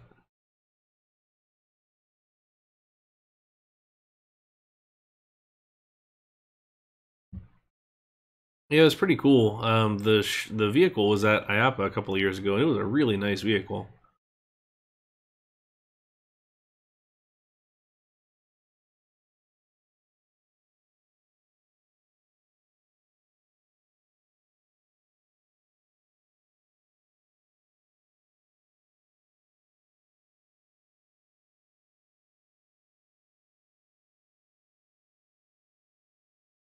I feel like there's a lot of other things that have to happen in order to get us drop track.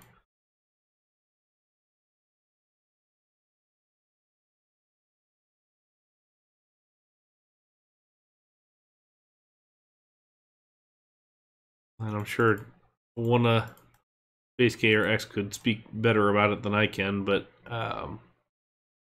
yeah, there's just such a scripting and other things like that that have to happen in order to get it to do what it needs to do.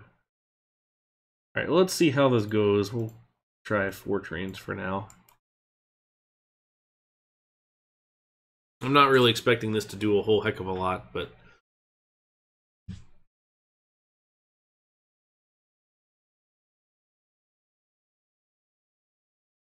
yeah, I think Cactus is what you'd have to do is figure out some way to fake it and then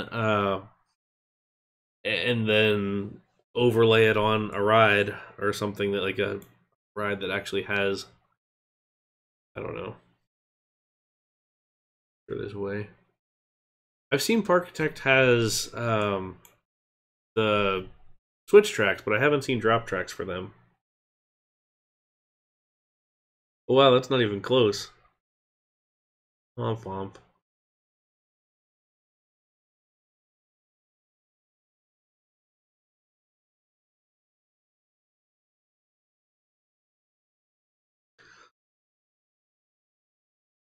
Although it is close on the final bit there.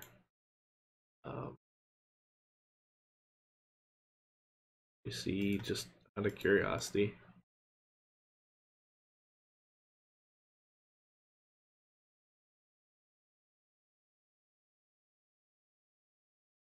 It would be cool to see for sure. I could see why it would be crazy complicated.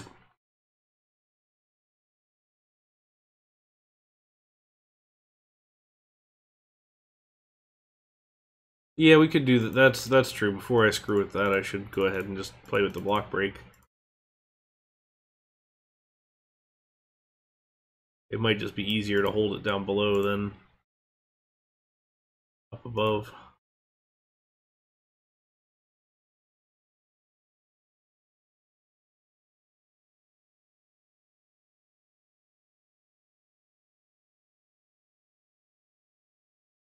Yeah, that's the 0G roll extra piece is I'm going to be a huge fan of when that happens.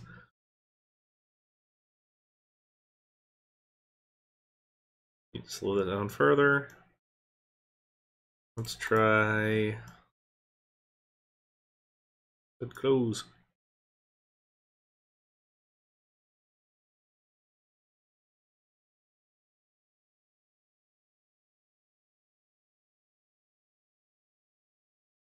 That too.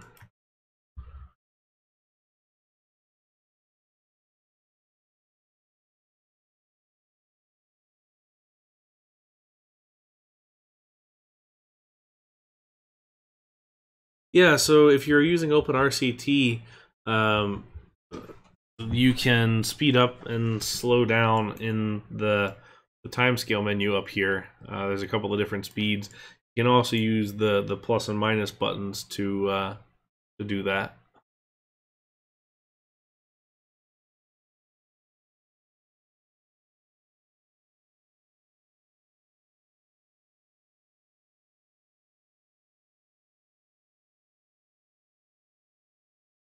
And getting better.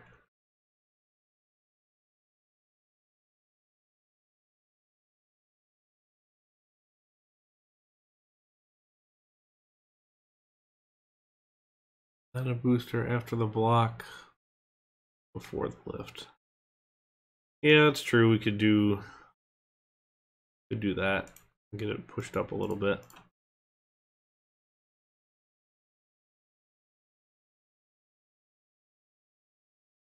And then I'll cut 2 more out of here.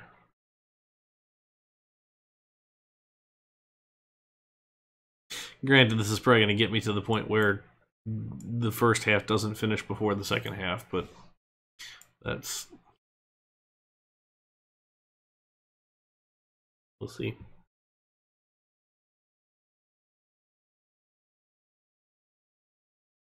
That's going to do it speed-wise. Well, there's the duel. Actually, that duel's surprisingly well.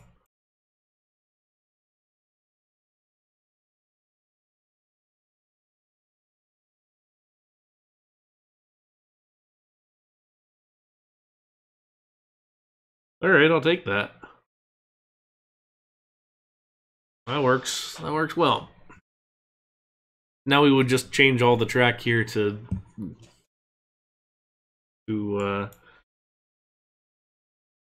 Coaster track and all that, but actually that runs surprisingly well.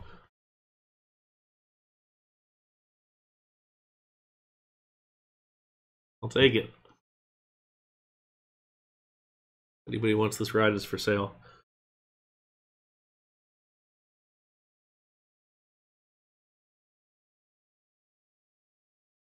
All right, number 9. Okay. So now we can do a quick recap of all of our stuff here as we clear off number 9. So we started here with the Xtreme spinning coaster from Mack Rides, and pretty big layout. Honestly, this is like the monster layout of the Xtreme, but I kind of like it. I think it worked really well. Then we had a couple of little almost filler rides here where we did a Gerstlauer spinning coaster. It's custom layout, but sort of in the same vein as some of their others. Moved over from there to our Intamin crazy launched stuff here. And then what did we do next? We did our Zierer family indoor coaster, which is more so built for operating around existing stuff, so existing rides, scenery, whatever. But since we didn't have that, we interfaced it with itself, which I think is turned out all right. Then we have our CCI wooden coaster using these socially distanced trains here, which everybody is still very much following the rules and only riding 2 per train. Actually, I think this one turned out pretty well overall. I'm a big fan of this layout. And then we had our 2 RMCs. So we had our what I called smaller one, even though the lift hills are about the same height. That may be something to play with a little bit more here in the future, but more so like a Wonder Woman. And then We did our longer one, which is more like a Jersey Devil. And we are running all 4 trains on here. Not sure it's useful, considering that the real one is going to have moving station, or should, but we'll see. You know, it's part of it. And then we just wrapped up over here with our Dueling Maverick type ride here. This is our Blitz coaster. So we did our self-duel, and then it also has all the elements that you would see in a current Intamin coaster. Alrighty. So that's everything. Not too bad. Actually, we finished early. I did not expect that. Did not expect that at all. But we kind of flew through these coasters, and they went pretty well, I would say. So that's it for today. Hopefully, we can come back here in 2 weeks, and we'll do it again. If you guys have a Intamin single rail, all right, we'll do an Intamin single rail. Hang on, I'm gonna go to the bathroom again because I need to, because I have a giant soda here. All right, we're gonna do a BRB screen again. We'll run some ads. I'm gonna use the bathroom, go get water or something and stretch, and then come back, and then we'll go ahead and we'll do the Intamin one. So coming soon here. Be right back. All right, so we are back, and by request, we are going to look at the Intamin Hot Racer, which is Intamin's version of the RMC single rail. Somewhat surprisingly, they've already sold one to Luna Park in Australia, which is probably even more surprising, just based on the lack of space in their park. But the ride is super interesting. It's got 2 launches, and well, let's just watch the video.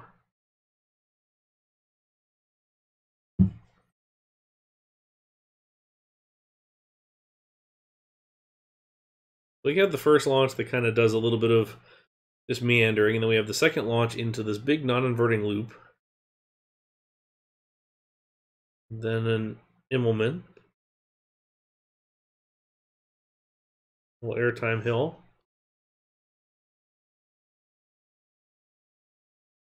Corkscrew. Yeah, I have way too long of a list of things that I would like to see, just different elements. I mean, you can really open a can of worms there for sure, as far as that goes.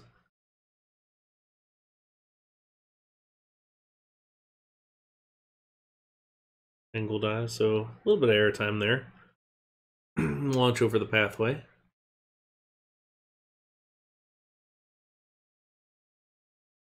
Their track is going to be a little thicker, I think, than the RMC track.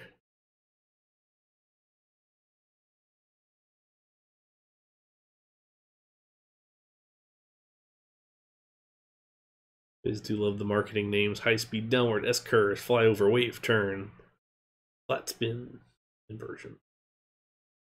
Theirs also actually uses a spine rather than well, yeah, that's the thing is that this Hot Racer track uses a spine versus the RMC, which is a bent box beam. And the reason that is because RMC actually holds a patent for the box beam. So they can't, Intamin can't do that.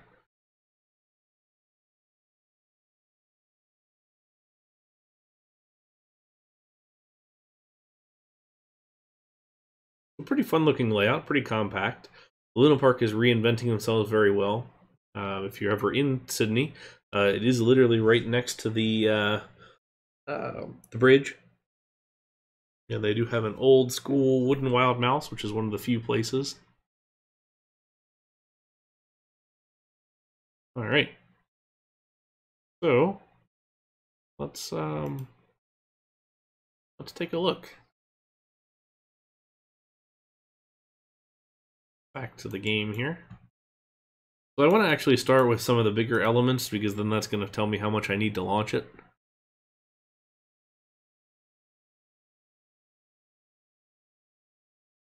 Yeah, it wouldn't surprise me, and it's just a thinner gauge overall.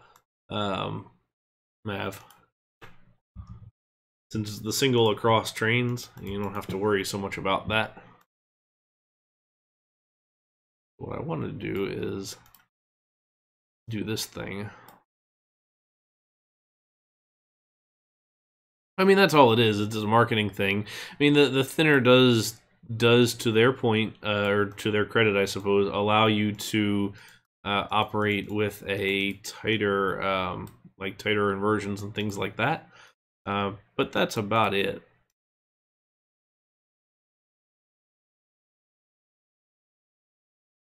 Other than that, not a whole lot there. Okay.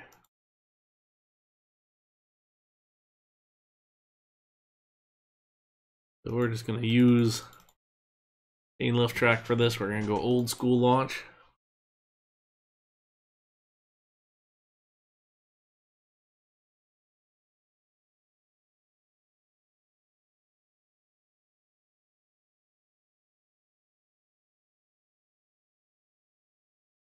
Cursed Cobra roll. Yeah, it kind of does. The second one should probably just be a quarter loop.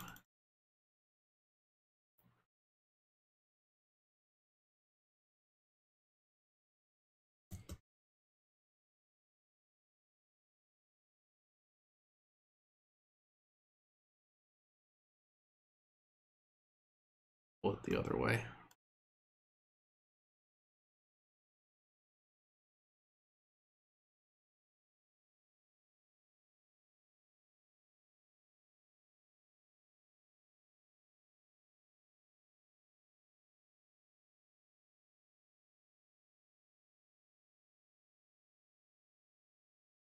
I don't necessarily know if I want to do this in the same vein as the real one or not, like have the first launch and second launch, because it's very site specific for one, but I do kind of like the overall look of that ride.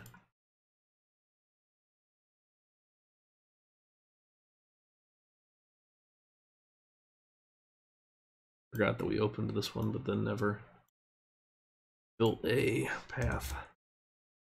Stop giving us messages.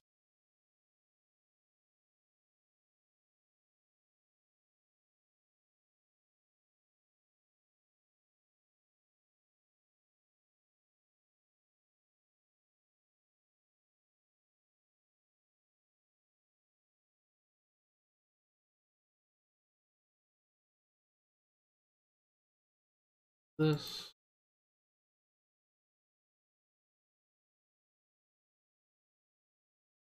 Try and do something to get some interaction here with the first bits.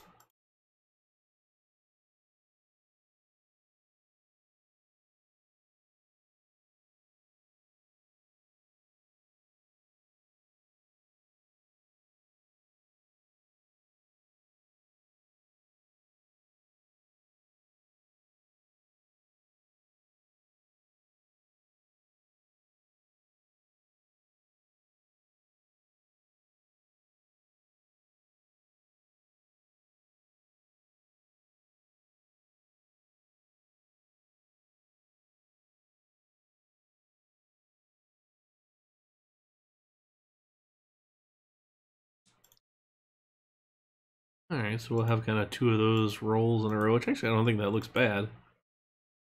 I think it's this track that's helping it.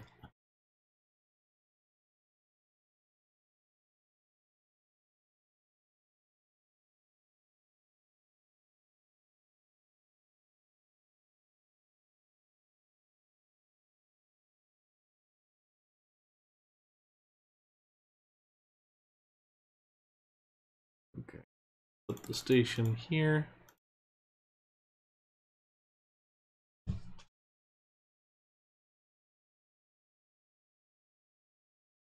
Look at 8.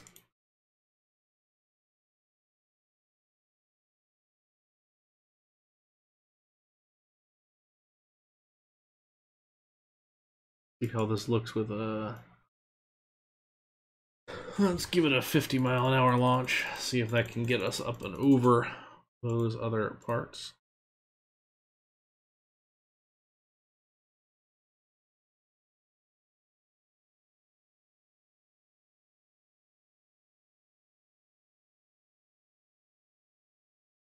Cannot. Try 60. Monitor our speed here. So we got to 37 there. Okay, 65. There we go. Back that down slightly. See if 55 will do it.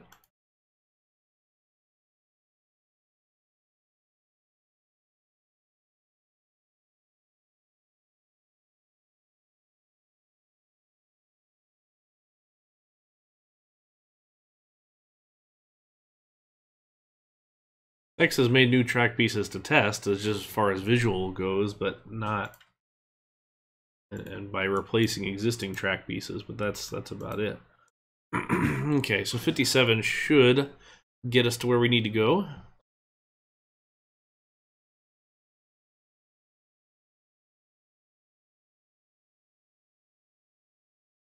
There we go.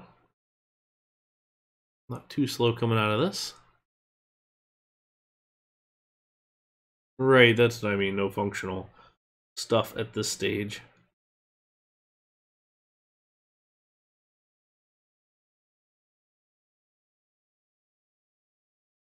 Okay.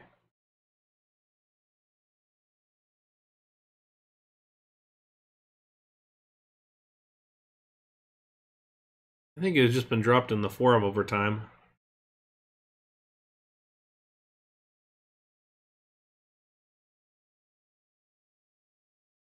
Curiosity, what's the speed through that?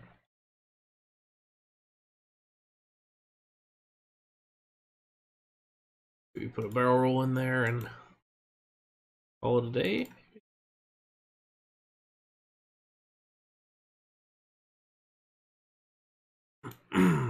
Yeah.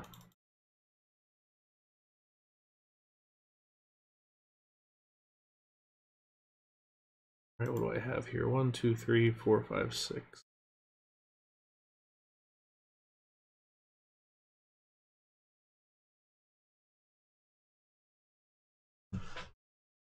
Oh shoot, I'm just a little bit too tall. Fine though, we can fix that.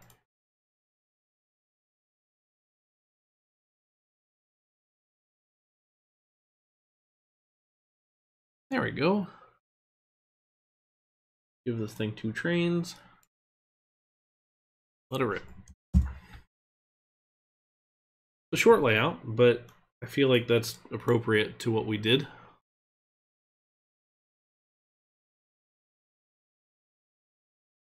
Why is it not running? Pause it. Oh, that's why. Block brakes, folks. Need the right amount of block brakes. There we go.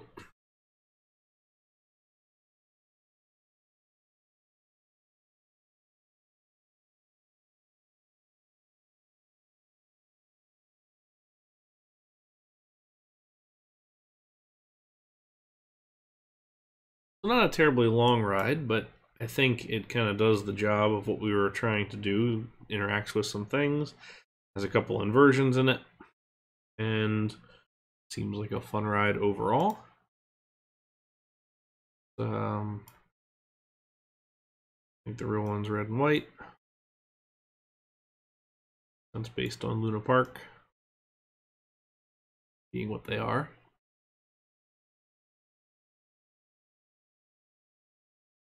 Okay.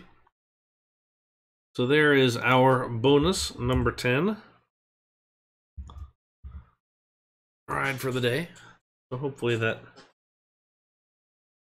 adds up and is a good showcase of that new track style. I'm sure we're going to be seeing quite a lot of that here in the future as we keep on moving along. But that puts us here a little bit closer to our actual time. But I think you did pretty well to cover a lot of different stuff today. So thank you both to X7 and to SpaceK for all the stuff they've done for the community as far as new content goes. I think it's definitely kept this game moving and reinvigorated a lot of builders for sure. it's definitely keeps me excited to have new trains to work with, and definitely SpaceK's willingness to listen to me whine about coaster types that are needed. So I really think that's definitely a benefit of that we've gotten out of this whole thing. Is just there's all sorts of stuff to play with now, and it's great. Like, I am a huge fan. So definitely makes our time worth it. So that's it for today. We did 10, which is great. If you have suggestions for future ones, take a look and think about it. Suggest it to me. You can do it in the Discords or wherever you like. My YouTube channel, I think it was linked with the auto post bot in the chat there a minute ago. That's the best place to find all of my posts between this and reviews and hacking tutorials and all other fun stuff. We're going to try and do this again in 2 weeks. But, before we go, I figured I might as well do one more kind of announcement per se, which we already did a little bit of this last week for a couple of you guys who made it. But let's switch things up a little bit and let's go live. Hi guys. So part of this whole setup that I've been putting together here over the last year or so has involved getting a webcam, getting all sorts of other things set up so we can do in-person coaster stuff. This is my coaster room, and I had some comments about coaster history, things like that, just fun stuff. So I thought on stream it would be kind of fun to start building stuff like these. So I got a couple of these, and so we got Millennium Force, I've got Shikra, there's a couple other ones in here. We got Volcano, and then I also have a couple of the Coaster Dynamics nano coasters. Let's not let those fall. That I figure I would build on stream and just kind of have coaster chat and build time. Actually, the other week we built Dueling Dragons